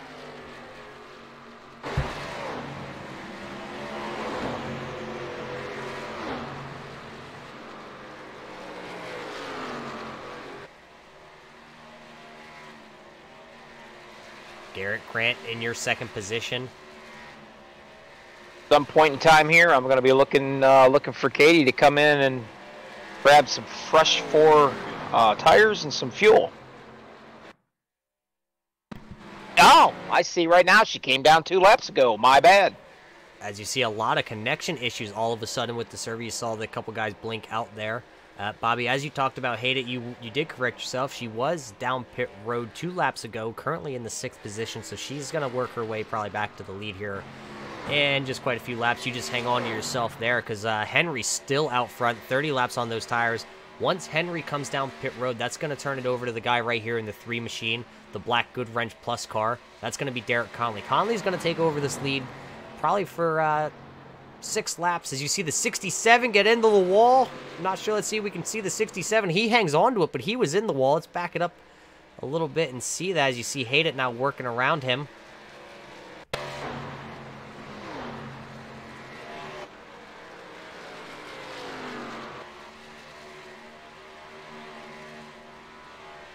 As you see the 67 right there in front of your leader, it looks like when he goes down here into turn 3, he's going to run the high side, and he was going to let your leader go by, and he just up into the wall, up into the marbles, gets it sideways, but hangs on to it, and he keeps going, so all is well with the 67, just going to have a bit of damage now, as then we were talking, you saw Hayden go right through the middle of those 2 guys.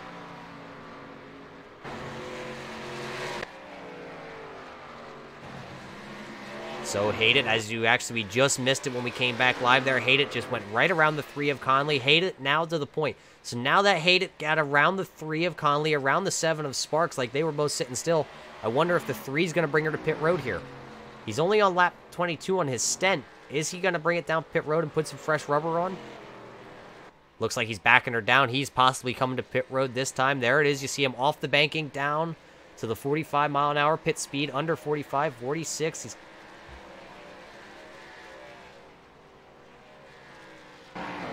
Katie Hayden, though, out front. Lynn McNeese right now going to be slotted in your second position. It looks like there's definitely going to be another pit stop for sure, depending if there is any cautions that pop out here. At what point, Roger, do you start thinking about trying to save fuel, especially if, if you're Katie? I'm looking right now at Katie Hayden. This is lap 7 for her. And if everything keeps going the way that it is, she's going to have to still make one more full tank pit stop and possibly a splash and go here at the end. So if I was Katie... Oh, 69 through the grass right in front of the pits. Looks like it's not going to bring out a caution. 69 up and around. Let's see if we can catch a replay of that. Brian Beach there in the NOS number 69 car.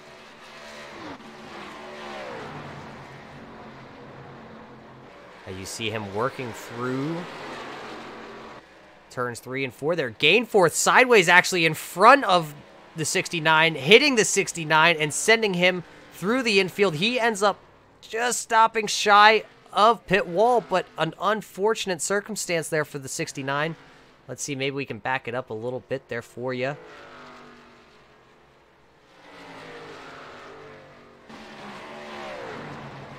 As you see him coming once again there towards the 101 of Gainforth. Gainforth sideways off turn 4, nowhere to go. He had it locked down like he was going to be the one spinning through the grass. The 69, though, with the closing rate, David Gainforth had no idea Beach was on his inside. And right now, Katie Hayden is probably saying, thank you guys for getting that straightened around and not throwing a yellow. Lynn McNeese still out there. 25 laps on his tires, running in the second place to Katie Hayden. She had got around Lynn McNeese a couple laps ago, and she has gapped McNeese pretty well right now. It looks like McNeese is just about 12 seconds behind the leader. Right now, as it stands, the last guy on the lead lap, that's going to be the 18 of Kelly Milam. And he's not far in front of your leader. She is right behind him. Right there she is. There's just one car in between them. That's going to be the 33 of Brent Elmore. Elmore's just going to pull to the inside. That's going to put Katie Hayden now the one behind Milo. Lost the train of thought there, and you see Milo. He's going to bring it to pit road as we go on board with Katie Hayden right now. Let's take a lap on the gyro cam with Hayden and see what she sees.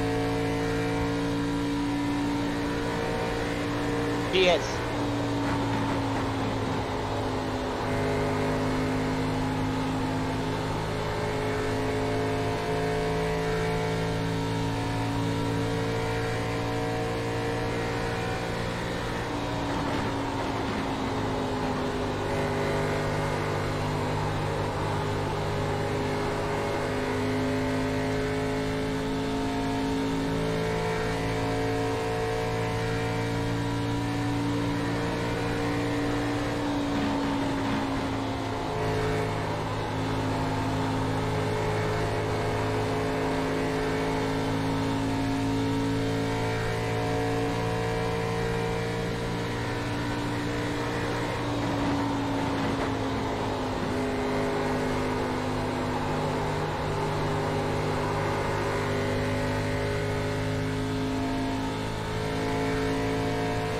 And it looks like we have a caution out on the track. I'm not sure where it is. We're trying to gather that information up for you as we were on board with Katie Hayden there. As it looks like it might involve the 21 of Thomas Gould. Thomas was running inside your top 5 there. Let's see if we can go back and get a max speed replay here. See, there you go. You see the 21 of Thomas Gould. He looks like he's working possibly up on the 20 of Alex Green. Right in front of them, that's going to be the 3 of Derek Conley. It looks like the 21 goes to the inside of Green. Green backs off, but it looks like Thomas just maybe possibly slid up the track. That's going to involve the 67, and the 39 just barely gets it slowed down and through. If there's ever a possibility of flat spotting your tires right now, I'm going to say Cody Levette flat spotted all 4 of those puppies to try to slow up to get out of that wreck. Let's see if we can go back. Let's see if we can possibly get a camera angle from on board here with the 21. You see, that's his point of view. You could not see the 20 on the outside, as you did see, though, the 67 of McWhirter come barreling into the picture there, hitting him. So, unfortunately, it was a good day for the 21 of Thomas Gould. Unfortunately, that's going to put him way behind. As you see, now he's in pit road.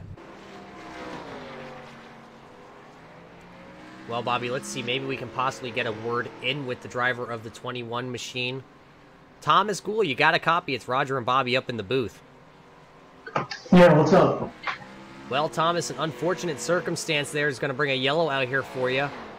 You being one of the reasons of the yellow, what did you see from your point of view? We went on board, but we did not see the 20 of Alex Green on the outside. Or from your point of view, you couldn't see him. What did you see from your view, though? I think I got dumped, but I don't know. Well, not sure what happened there. I mean, we did go on board. We did see possible contact there. What damage is that going to give to the 21 machine out there? I'm sorry, what did you say? What kind of damage does the 21 machine have? We're done. Well, an unfortunate day here for the 21 machine. He's going to be done. You just heard it there from him, from the man himself. He's on pit road. He's done for the day. Not too happy with the driver of the 20 machine. I'm sure it wasn't intentional, Bobby, as none of these guys come out here to intentionally wreck anybody, especially when we're having an amazing green flag run. Oh, absolutely. It's just one of those situations where, you know, you just didn't see that individual. There is blind spots out here. I don't care if you got 1 monitor, 3 monitors, or if you have a VR or whatever. There is a blind spot, you know, in these vehicles when you're running these race cars. And unfortunately, sometimes you accidentally get into somebody. Sometimes the spotter tells you you're clear, and you make that real quick dart to get back in line or whatever. But actually, you're not quite all the way clear. I know that's happened to me many times in the super speedway.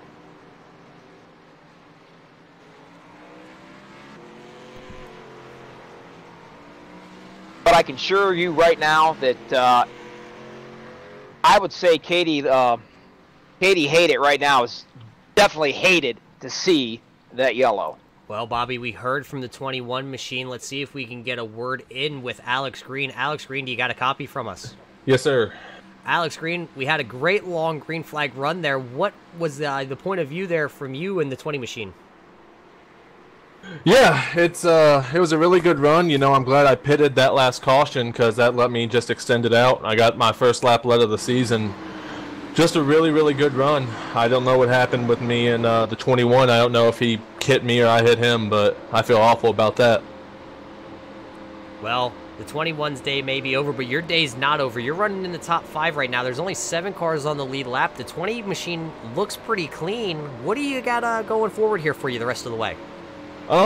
Just gonna keep trying to do it on pitch strategy, you know. Hopefully these guys don't kill each other now that the fields form back up together.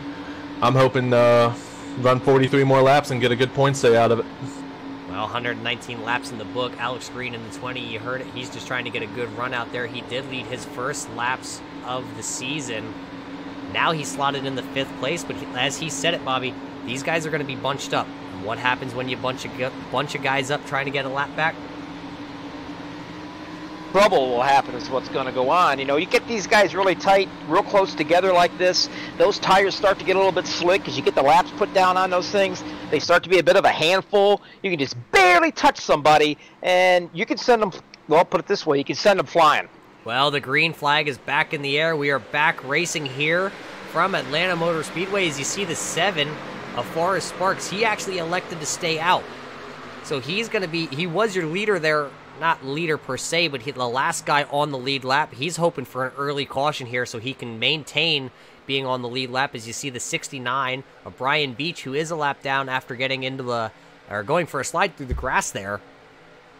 Battling with Katie Hayda. He's trying to get a lap back because right now the 69 is 3 laps down after that incident. So he's going to battle his little heart out to try and get some positions here.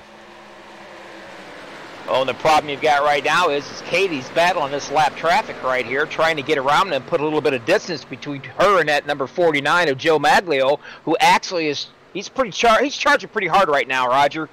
He's doing everything he can to get up there and pass this lap traffic so he can get right on her butt and pretty much not let her run away with it like she has basically this whole entire race.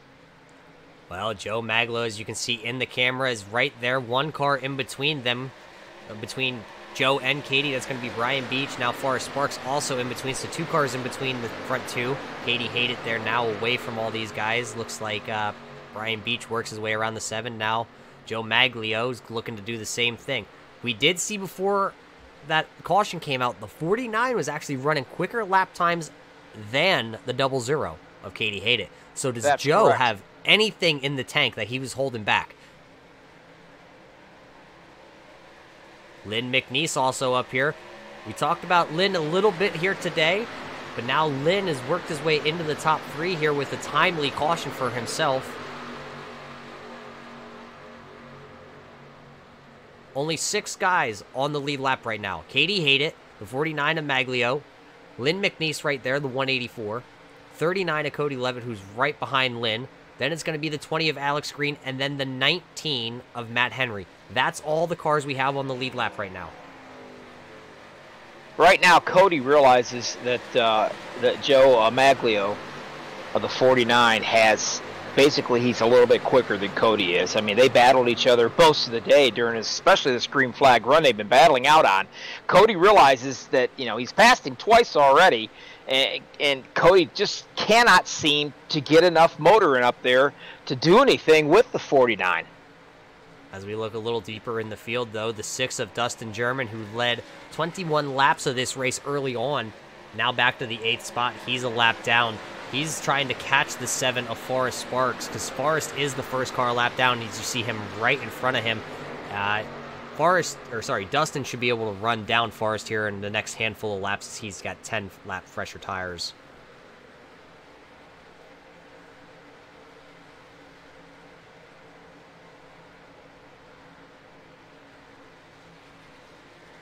Right now, you can see Cody right there. He's basically on the rear end of Lee McNeese.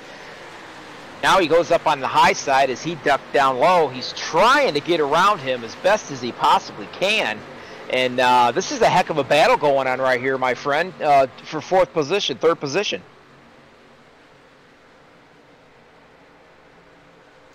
Third position, the battle between the 39 of Levitt and the 184 of Lynn McNeese. And we got us another caution again. Caution out on the speedway could possibly involve the 84 of Aspen Belvin. Aspen slow as it looks like. Also, there's another guy on the inside. I'm not sure who that is. A little bit slower also. Looks like the 48 of Ed Watt. Let's see if we can go back a little wise and see what happened here for this one.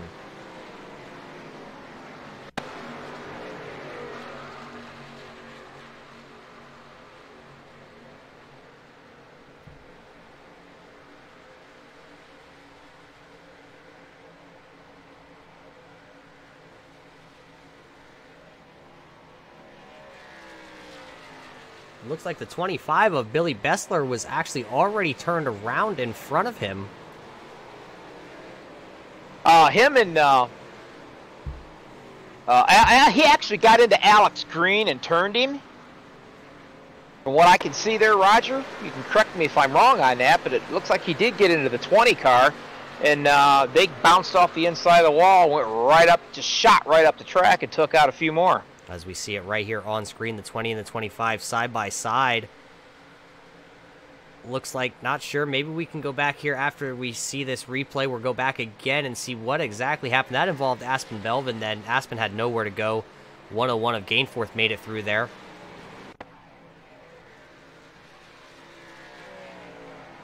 Let's see if we can go overhead here from the chopper cam, if it's going to allow us to select it as they come down the front stretch. There you go. There's your view from the chopper. Let's see what happens here once they go into turn one. You're going to see the 25 of Bessler go to the inside, the 20 of Green on the outside. Let's see what happens when they come off the corner here. 25 wants to come up a little bit, but Green holds him down there. And then, oh, it looks like Green just kind of made a left turn across the front bumper of the 25 of Bessler. Going to involve the 3 of Derek Conley also. Unfortunate circumstances for the 25 of Bill Bessler. Bill was running. He was a lap down at the time, but still inside your top 15. Now he's going to be buried quite a ways back. 35 laps to go here, Roger.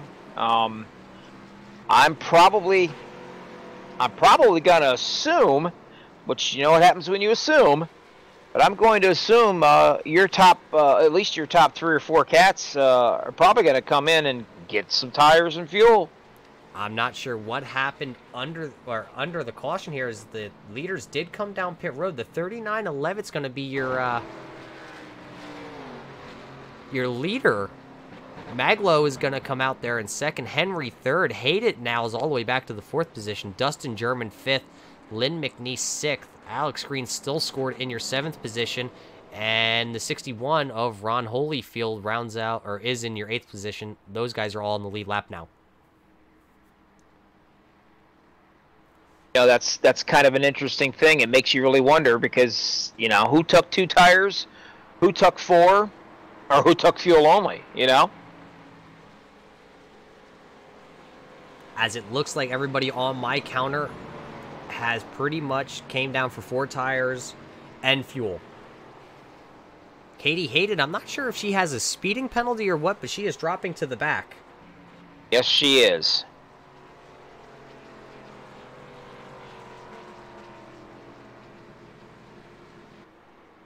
Got to go back to the longest line on the lead. If that's the case, it's going to throw her back in probably about the 7th or 8th position.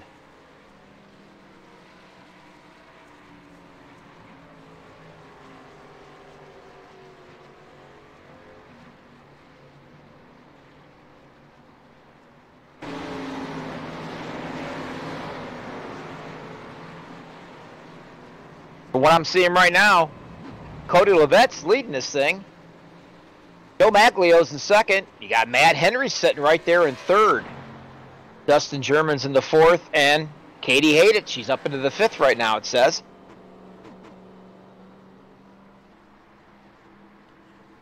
Hey, we got to thank everybody who just tuned in out there from MaxSpeedTV. We see Rick's out there, Chris is out there, 3 Wide Motorsports still out there watching. You have missed one heck of a race here for the OP Racing Leagues. We had quite a few green flag laps turned here. Now we're in the closing stages, about 31 laps to go once we go back green.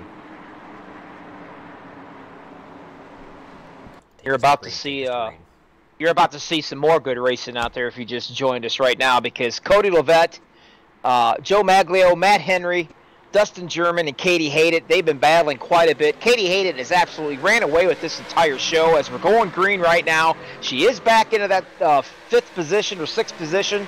Look for her to be coming back up front again. She may be in your 6th position, but she's all the way in the back of the field as the 39 is going to be your leader. That's Cody Levitt. He's under pressure by the 49 of Joe Maglio. Joe's been the quicker car here lately at the late goings of this race. What does the 39 have? We know he has 4 fresh tires, but can he reach down and find another gear? Is there 3 wide in front of the leader? The leader's looking 3 wide. Nowhere to go. The 61's coming down there. Oh, side by side at the line. 3 wide, now Maglio to the inside of the 39.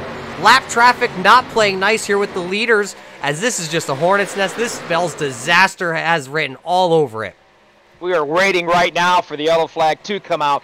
These guys right here that are lap down, they're racing just as hard to get that lap back as what these leaders are trying to get around them. And you can see right now that Maglio on that bottom, he has actually got open sights to possible clear track, clear racing. But you know what? Guess who just came into this play right now? Dustin German, that number 6. He's led 20-some laps already of this race. He's fought himself back, and now he's battling for the lead, Roger. He's battling for the lead as he is side by side. Dustin German led here early on, had to fall to the back with a little bit of issues. Now worked his way back up. He's battling for the lead here with the 49 of Maglio. Maglio's been quick here late, but now what does German have? German used a quick repair, 4 fresh tires, now back up front.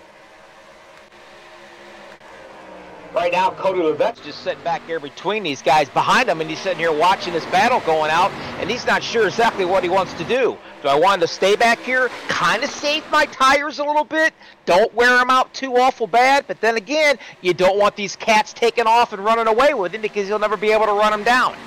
As we're talking about the leaders, but Henry right now here, the 19 machine on the outside, the Dodge dealer car, battling with the 61, the 7, and the 24. Just a hornet's nest here. A lot of lap down guys. Oh, the 7's getting turned. Trouble again. The 19's involved. The 58, the 10. Everybody going through the grass. Tristan Walker getting involved. Katie Hayden just skating through there. He just barely made it through there. Kelly Milam down through the grass. Let's see if we can catch this MaxSpeedTV replay. See what happened. Let's see if we can go overhead of the 19 of Henry here.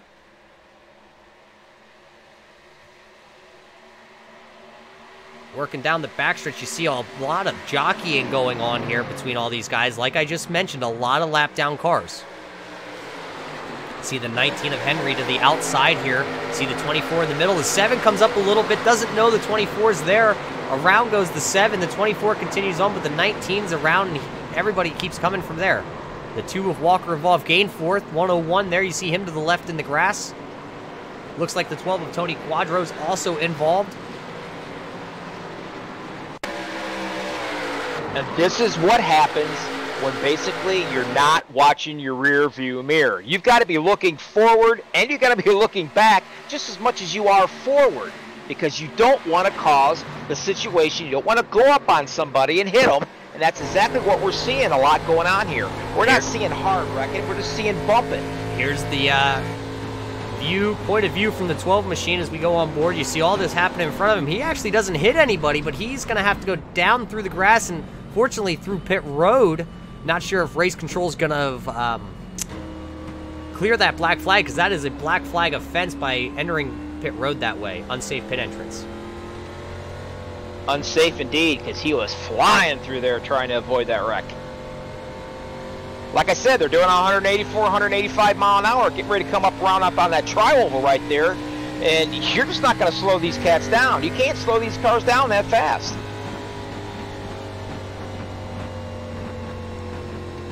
As Bobby, we're seeing what happens when you bunch a field back up here with a bunch of aggressive drivers who are trying to stay on the lead, or guys are trying to fight to get their laps back or stay on the lead lap as is, and that's what happens.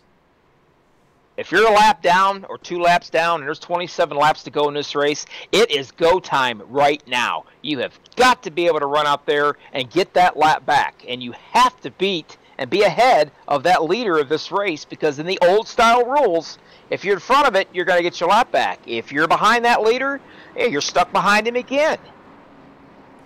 Time's winding out right now, Roger. 26 to go. Now let's see what's going to happen here. Something that we didn't see as we were watching the replay back there. Joe Maglo stayed out. Henry stayed out. Dustin German came down pit road.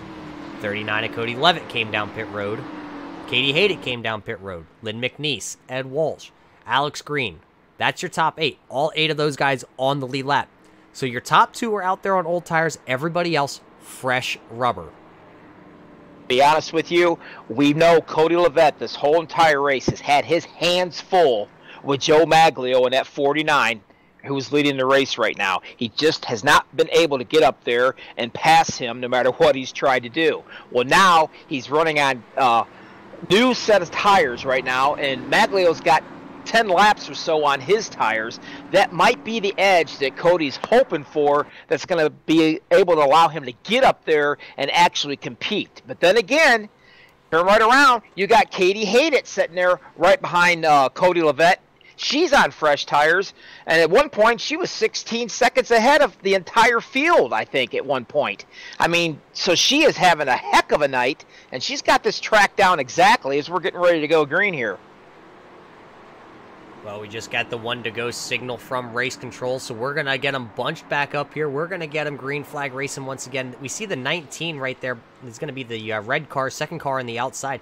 He's got some pretty good damage all over that 19. We know these cars, the damage model that iRacing has implemented, you can beat and bang. Your car can be pretty tore up. We saw it with Dustin German earlier when the rear end of the 6 car was pretty well caved in. He held on to that thing. So I wonder now, is the 19 going to be able to hang on? But now the other question is going to be, is the 49 going to be able to hang on? Because the 6, the 39, the 48, the 20, the 184, the 00, all have fresh tires. Right now, Roger, I can assure you that number 6 of Dustin German, he is an aggressive driver. I'm not going to say he doesn't have lack of patience by no means, but this guy does not like to wait around. If he sees an ability to move, to make a move, to get out, and that's exactly what he's going to do. I wouldn't be surprised if he doesn't act like a snowplow right here on these slower cars.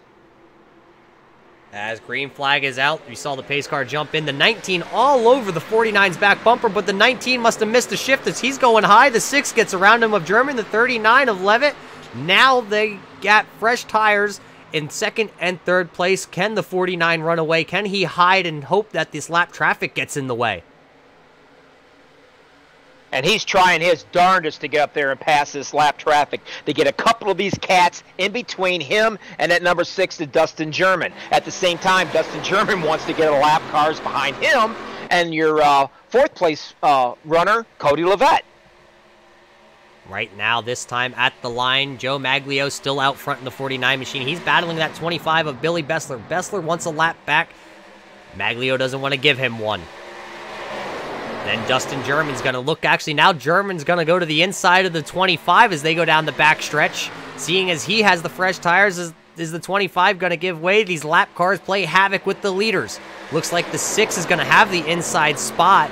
Now he just has to put the power down. He has to get around this 25. He wants to battle the 49, not the 25. Because the 39 11 is also right there on the inside. That orange car, he's right behind the 6.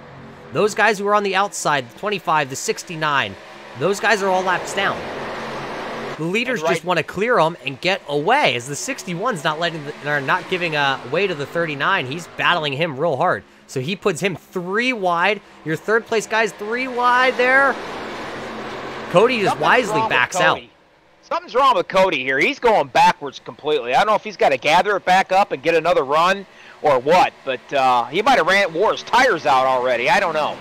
Well, Cody is battling with these lap cars. It's not what he wants to do. He does not want to battle lap cars. He wants to battle the leaders, the lead lap cars.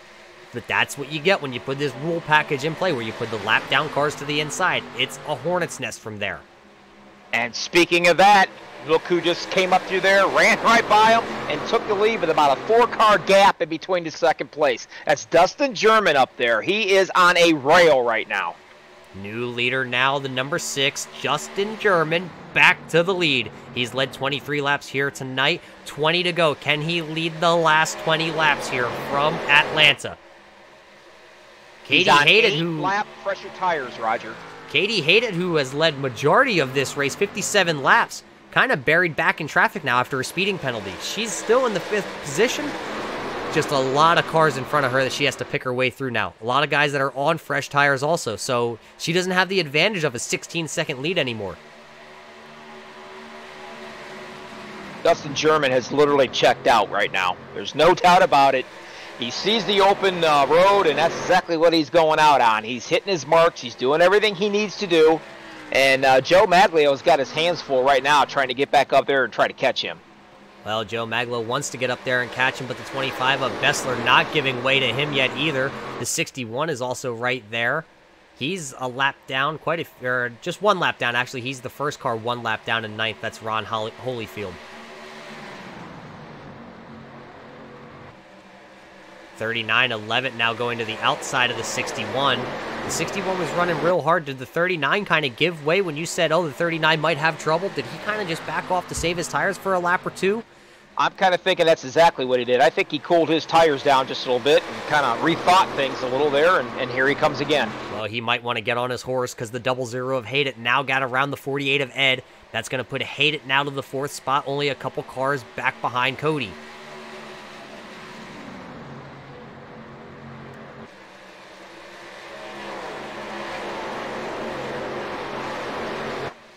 That 25 up there, who was a lap down, raced Maglio really, really hard for several laps right there. I think he wore his tires down just enough that Cody actually is able to come up and try to catch him a little bit better. Now remember, Cody's on 11-lap tires, and Maglio's on 20-lap-old tires right now. So that just might be the edge, like I said earlier, that Cody Levitt needs to try to get up there and try to take that second place away. Because right now, Dustin German, he ain't nothing but a shadow in these guys' rear or front mirror windshields.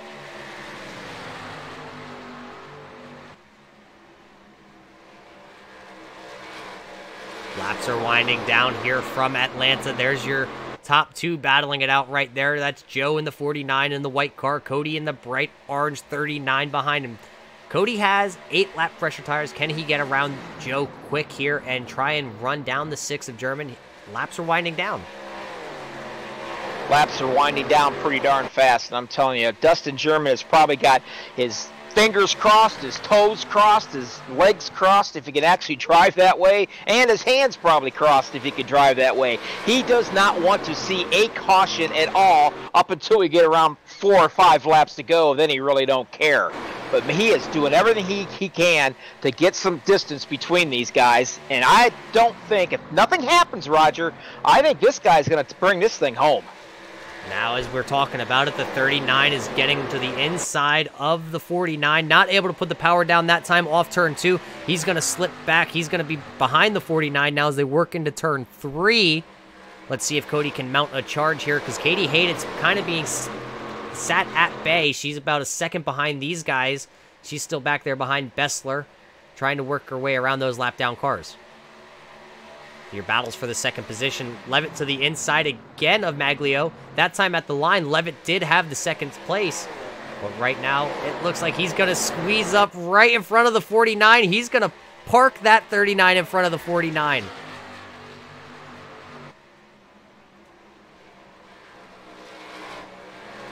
It's going to be 12 laps to go this time at the line.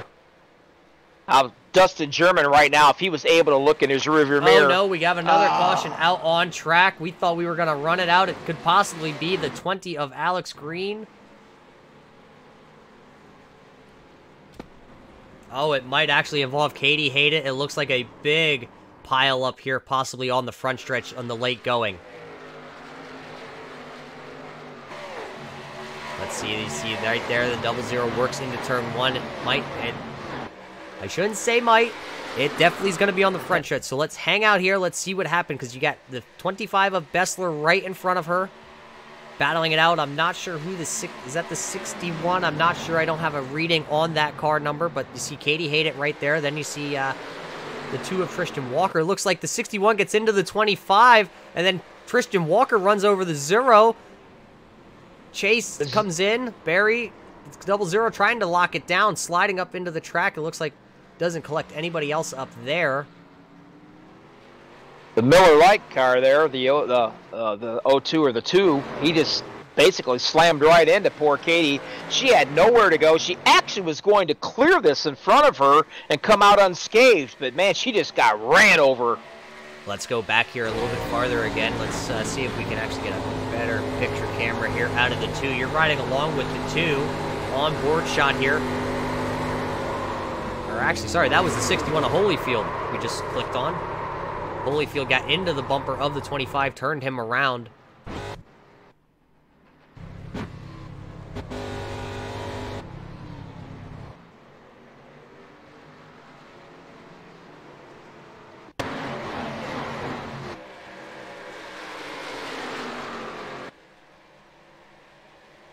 Well, right now, Roger, your scenarios, you've got about, well, you've got 11 laps to go. Probably 9, I would say, when we take the green flag.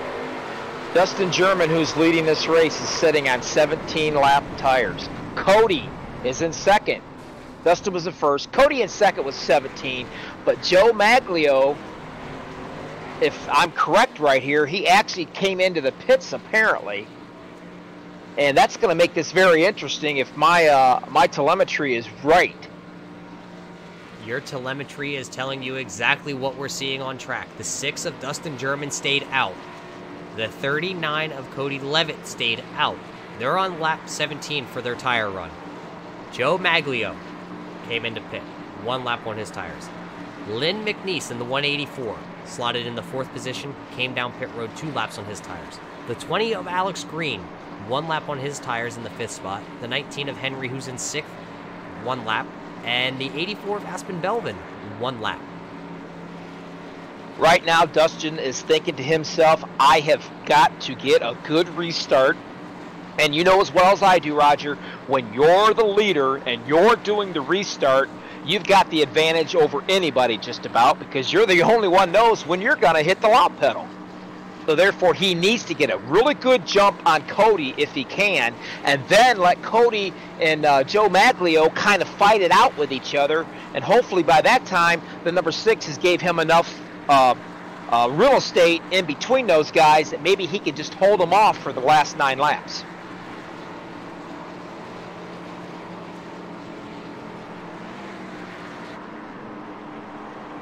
Looks like we got a 1 to go. There's your top 5 as they sit this time at the line. Bobby, it's under 10 to go. I think the lap cars have to yield now, and they will have to go to the back of the field. So it's going to be a shootout here. I'm not sure the 6 or the 39 want to see this restart coming, because those guys in the back have fresh tires, and they're probably going to come right around them like they're sitting still. We've seen it all day. Fresh tires mean everything. The only thing that we can hope for, basically, especially for Dustin German, he needs to get out to a really good head start.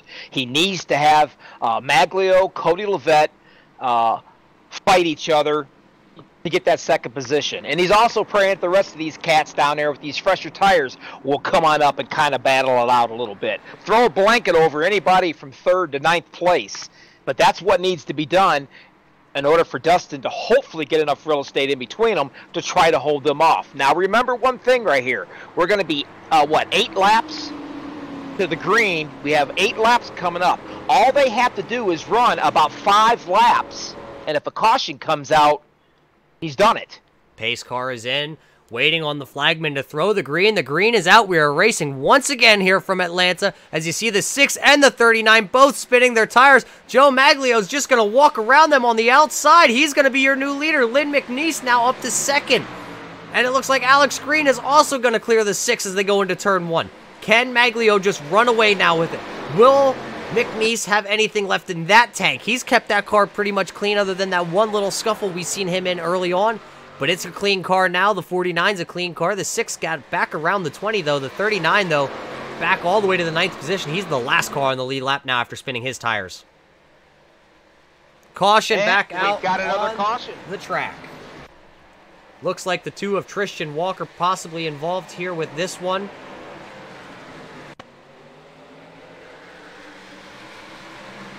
The yellows just keep coming here at the end once we got these guys bunched back together. It looks like with the 39 spinning his tires, hate it right there with a bunch of damage in front of them.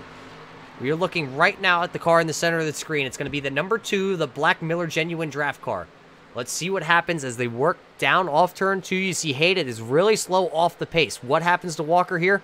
Walker's going to go to the outside. Here comes the whole field. The 69 of Brian Beach, the 24. That's going to be Chase Berry. It looks like Brian Beach gets into the 2, and the 2 just can't hang on to it. Around goes the 2. A self-spin as he's going to spin to the inside. Nobody else is going to be wrapped up involved in that. So Tristan Walker bringing out another caution here. Now let's throw another monkey wrench in it. Now what happens? Does everybody come back down pit road? Do they put 4 tires on the cars this time?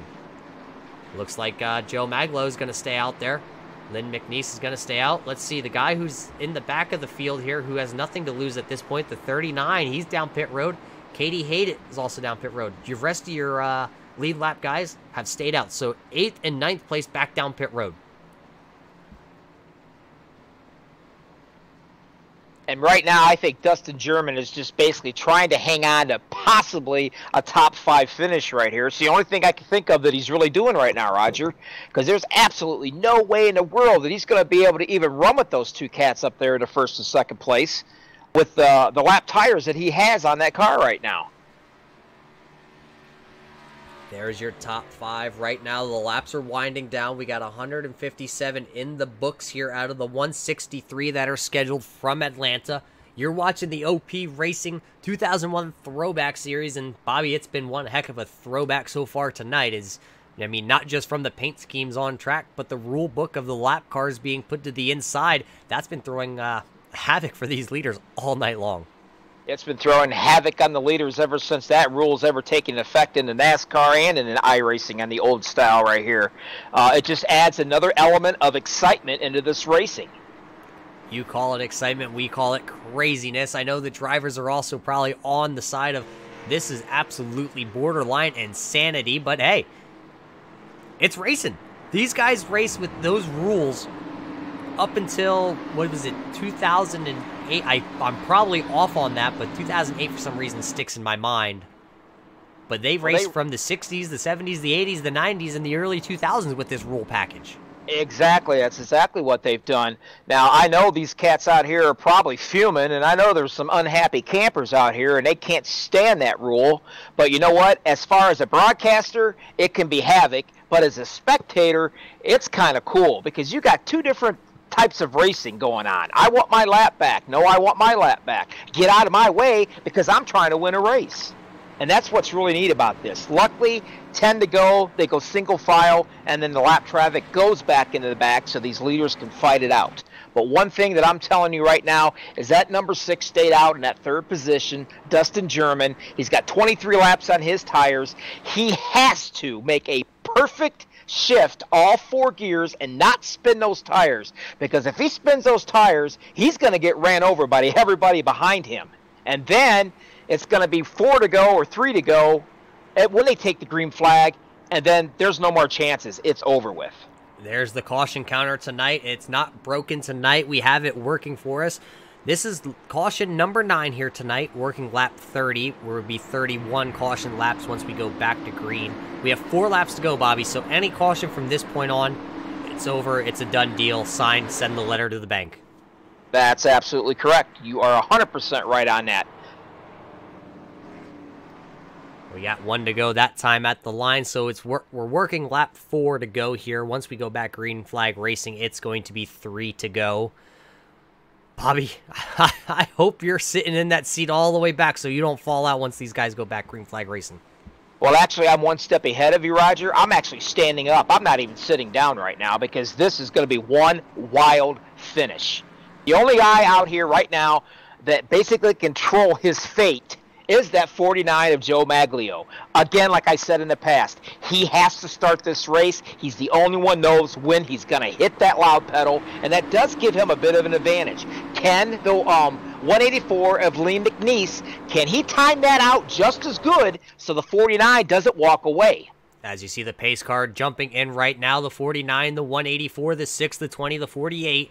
Who's going to walk away with this? Don't count out the 39 or the 00. They start back a little bit farther, but now we got 3 to go. We're back racing here into turn 1. The 49 has about a half a car length lead over the 184 of Lynn McNeese.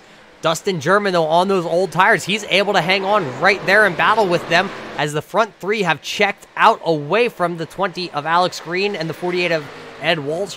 Aspen Belvin also back there, but the caution's back out once again, Bobby. This race is going to be over. Game over. Load them up. Touch them all. Send them home. Joe Maglio has done it. He was able to get a decent start up there and basically put a little bit of real estate between him and Lee McNeese. Caution came out. Game over. Looks like possibly the 24, Chase Berry, involved in this one. As you see, Katie hated the slow car there on the restart. She stayed high for them, guys. She let everybody go to the inside. You see the Lego machine, the 24 machine. That's going to be Chase Berry. You got the 12 of Quadros. Quadros just looks to get into the back of the 24, get him all sorts of out of shape, sends him up the track into the 69, and then the 69 of Brian Beach up and over. And then the 24 just lost it into the 3 of Derek Conley. Not what Chase wanted to see, not what Conley wanted to see. Beach also, just getting the short end of the stick here. That's going to seal it, though. That came off the front bumper of the 12 of Tony Quadros. And that 12 got there, just kind of pretty much gave the 24 a nice little kiss, and all mayhem just started right there on the spot. Well, Bobby, we're going to see another race here under caution. We're not going to get back green flag racing as the white flag is in the air right now. It's going to be the final lap here from Atlanta. We saw one heck of a show. Unfortunately, it has to end this way. I know Katie hated disappointing finish for her. 10th place is not what she wanted to see, as she led probably the most laps out here this evening. Cody Levitt not wanting to see the yellow come out. He had fresh tires. He wanted to go to the front. Dustin German, who, he's going to walk away with a 3rd place finish, but he thought he had the winning car. I'm telling you right now, Katie Hayden's going to go to bed tonight, and she's going to lay there, and she is probably not going to be able to sleep for quite a while because she's one ticked-off lady right there. She actually had, like I said, up to 16-second lead on the 2nd-place car, and she led I don't know how many laps of this race. She absolutely dominated it. Unfortunately, she got into situations. Things happen. Speeding penalties what started her bad night, and she just could not recover from it. But I can tell you she's got to be absolutely heartbroken. All right, as the field works off turn 4 for your last time, we're going to step away real quick.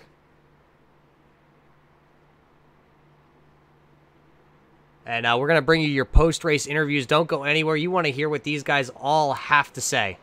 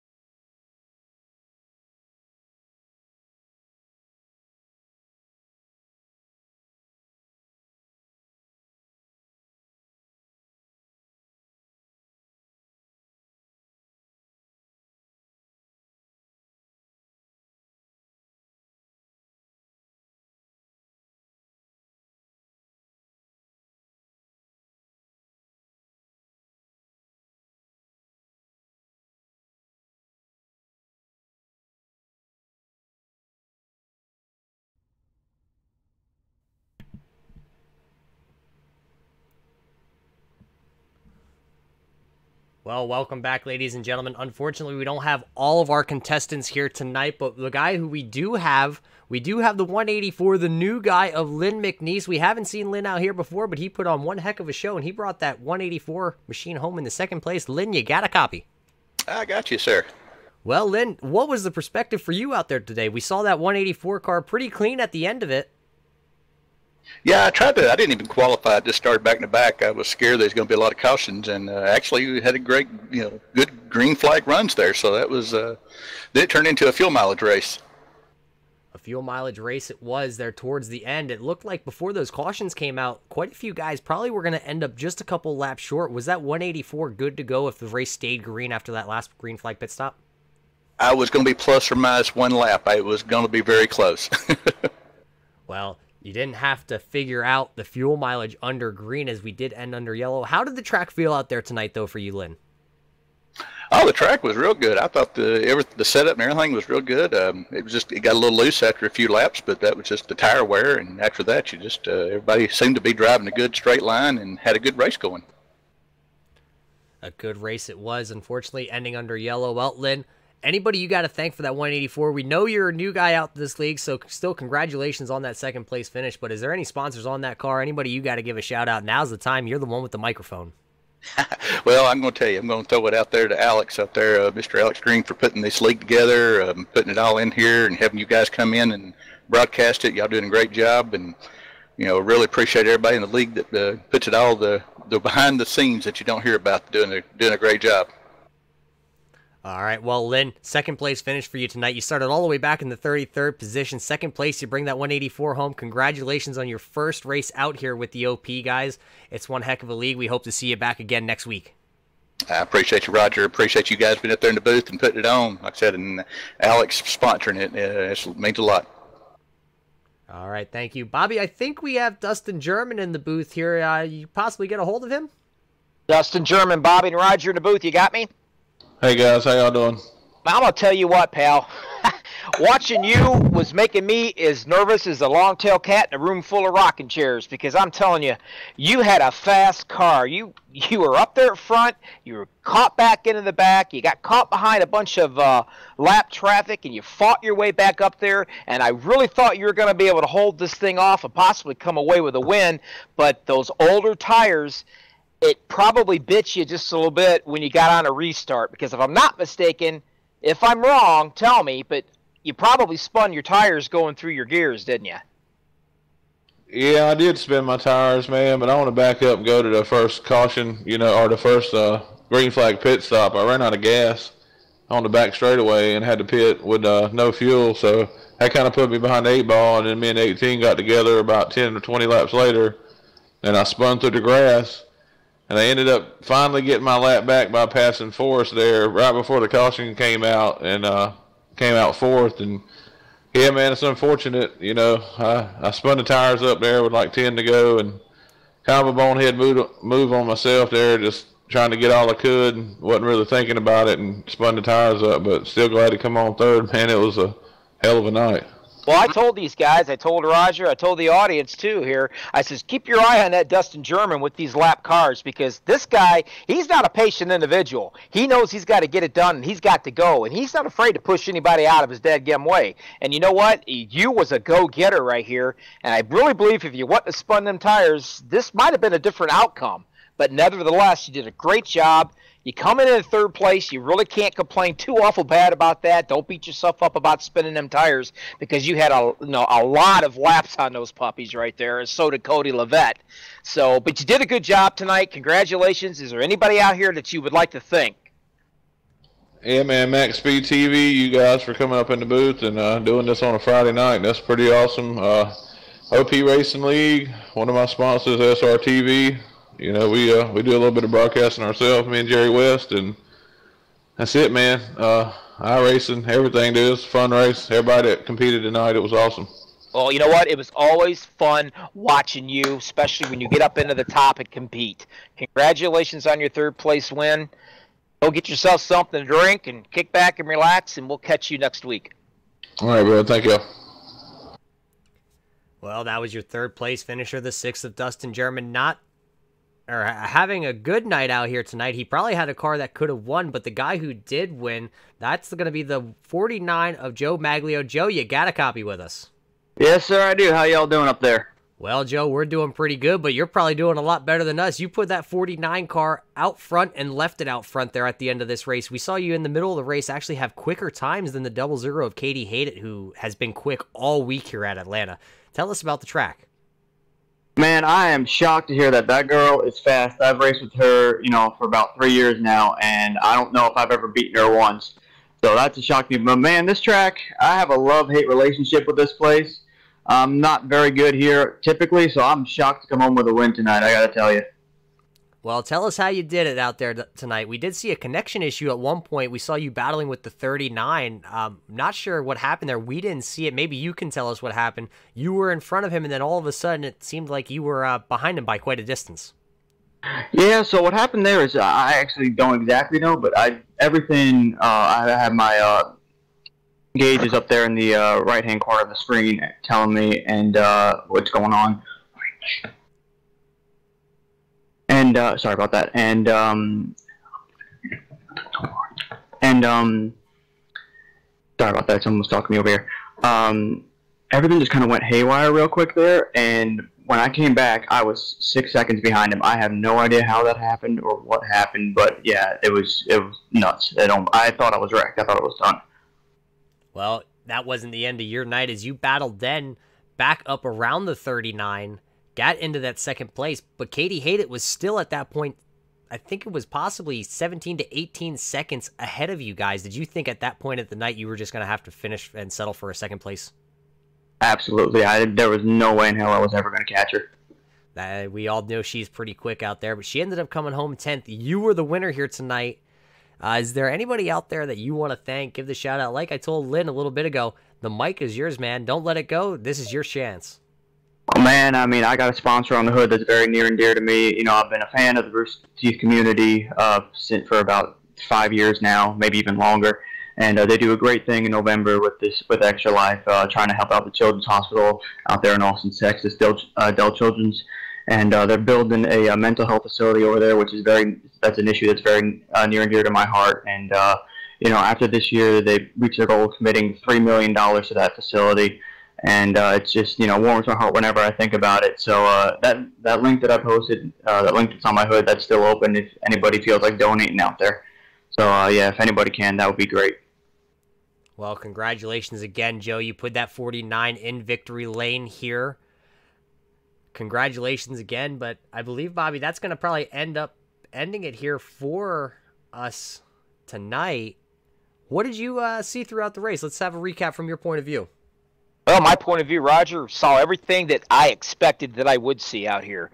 Basically, I saw a lot of good racing. I knew at some point these cats would settle down and we would see long green flag runs, and that's exactly what we saw. I did not expect to see Katie Haydett and the 00 take a 16 to 18 second lead on all these guys. I mean, that's just crazy. Unfortunately, the speeding penalty, I mean, this was her race to win, but the speeding penalty, it costed her right off the bat. She could not recover from that and the accidents that she got caught up in being stuck into the back. Tire issue, absolutely. We knew it was going to be a problem. I want my tires every chance they could get it. They needed to get their tires, and it just proved at the very, very last. We knew these cats was going to be up here battling out. We've seen it week after week. Some of these guys, Dustin German, he spun his tires on a restart right there. That costed him. Tires was really, really important here. This lap traffic caused a lot of issues too. You've seen all kinds of exciting events go on. We saw green flag pit stops that a lot of people aren't used to seeing.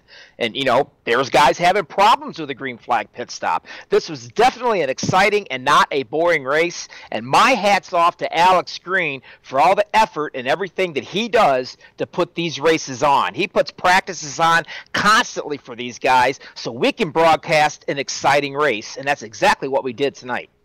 Well, you talk about the man, Alex Green. Let's talk to him. I do see him up here in the booth with him. Let's just get a word in with him. Alex, do you have a copy actually with us? Yes, sir. Well, Alex, like Bobby just said, this is your league. You put this all together. While you're here, why don't you just talk about what's going on behind the scenes with the OP Racing League? Because this is not the only show that you guys put on over here at MaxSpeedTV. Oh yeah, absolutely. I mean, it's a really exciting time, and I'm really happy with how everything's panned out. The whole concept of OP racing came from basically me. I had ran several leagues before, and just the pressure, and just it ended up just the environment wasn't what we wanted it to be. So my two buddies, me, Cody Ober, Robert Payne, we've been lifelong friends since kindergarten. They just like, well, let's do things on our terms. Let's set this up and do it how we want to do it. And it started with the Super Speedway Series, and that was a great season. We met a lot of great guys along the way. And we're getting ready to go in our second season with that. That starts in 2 weeks right here on MaxSpeedTV on Monday. We got the Wednesday truck chase going on. And we also have the Saturday K&N, our feeder series that just runs the Super Speedways, starting in I think about another week. And so this was the racing I grew up watching and what I remembered and what I was passionate about. So I got permission to start this as a side project for us. And the whole concept of OP is just let's meet some great guys and let's just forget all the pressure and let's go have fun and run together. And that's definitely what we did tonight. And that was a lot of fun. And I'm thankful to be able to run with these guys every Thursday, Friday night and be able to build this community that we have together.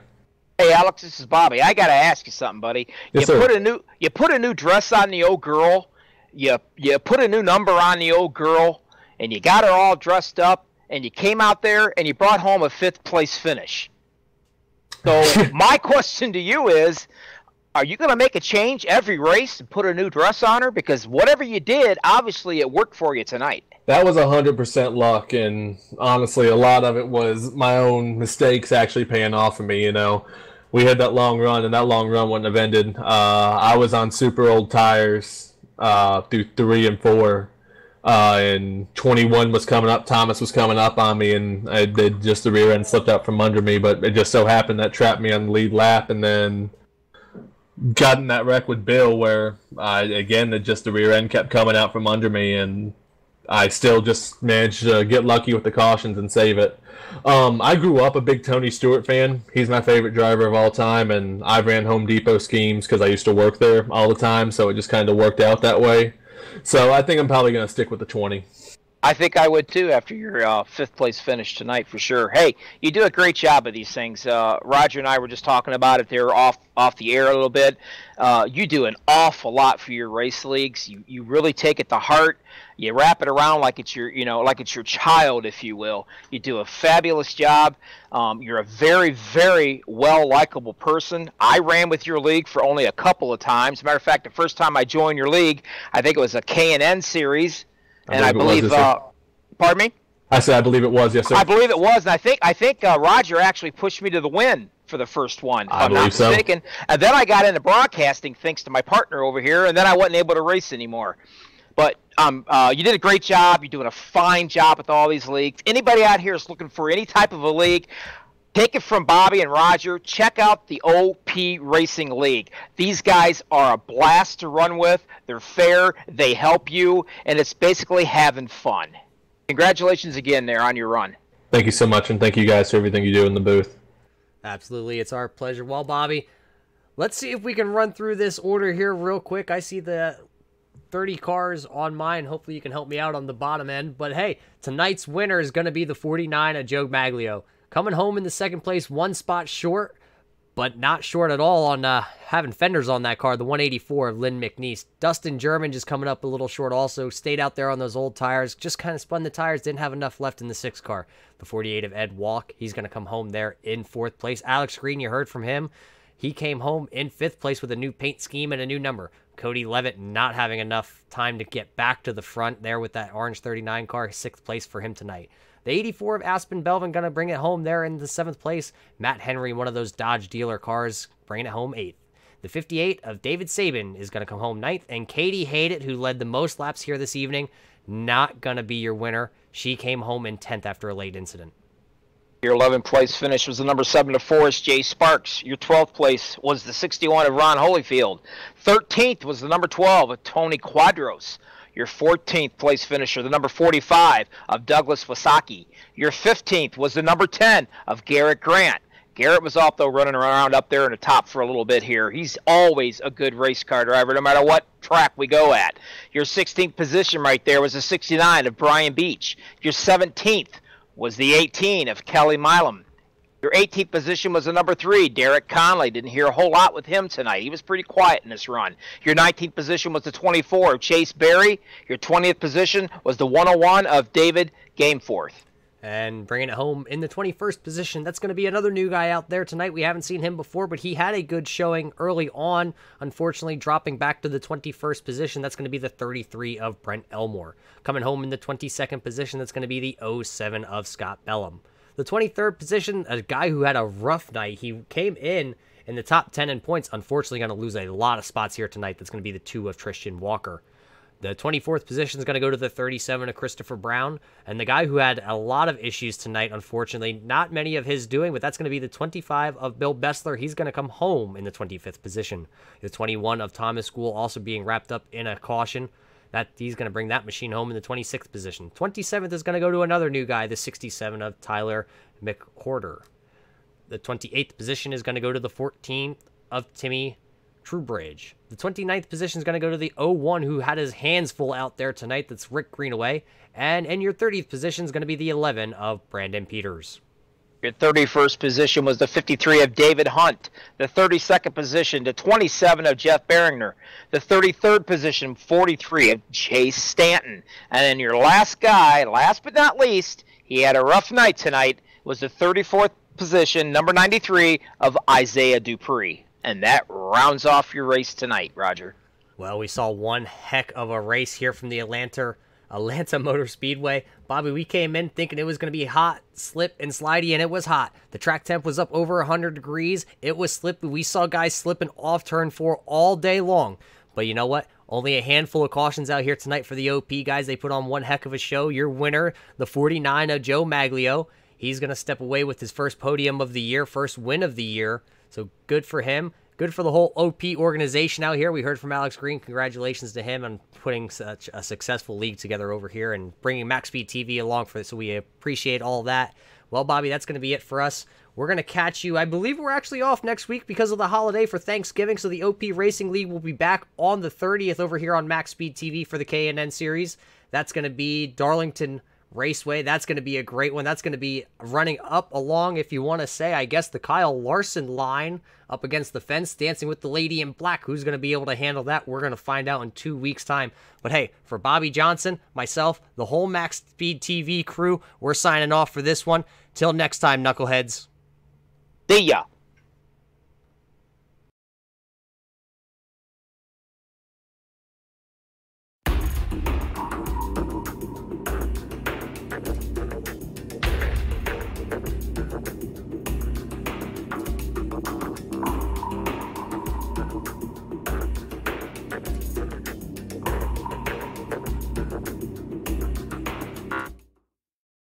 MaxSpeedTV would like to thank our partners here at MaxSpeedTV, starting with the Colby Eye Paints. If you're in the market for a new paint job for your car, check out Colby's Eye Paints on Facebook. Need a replica paint of your real-life car? Colby's Eye Paints has you covered. Check out Colby Eye Paints on Facebook. Also by Hershey Design. Hershey Design Company is your one-stop graphics shop if you're in need of an iRacing paint, league, team, or business logo, or want the logo on some sweet swag. Hit up Orion at the Hershey Design Company. You can find them on Facebook by searching HERSHY Design Company. Also by the Sim Speed Shop, simspeedshop.com. You can check them out for all your iRacing sim needs. Ohio IndyCar League jumping on board this season with as an official sponsor of MaxSpeedTV. They are also accepting not just patrons from Ohio, but from all over. Also, iBog for all your iRacing broadcast overlay graphics done specifically by Jason Allison, one of the masters at it. So thank you to Jason. And also, last but not least, Wise Guys. You can check them out at Reverb Nation. That is spelt with a Z. So check them out on Reverb Nation. We would like to thank all of the sponsors at MaxSpeedTV and partners.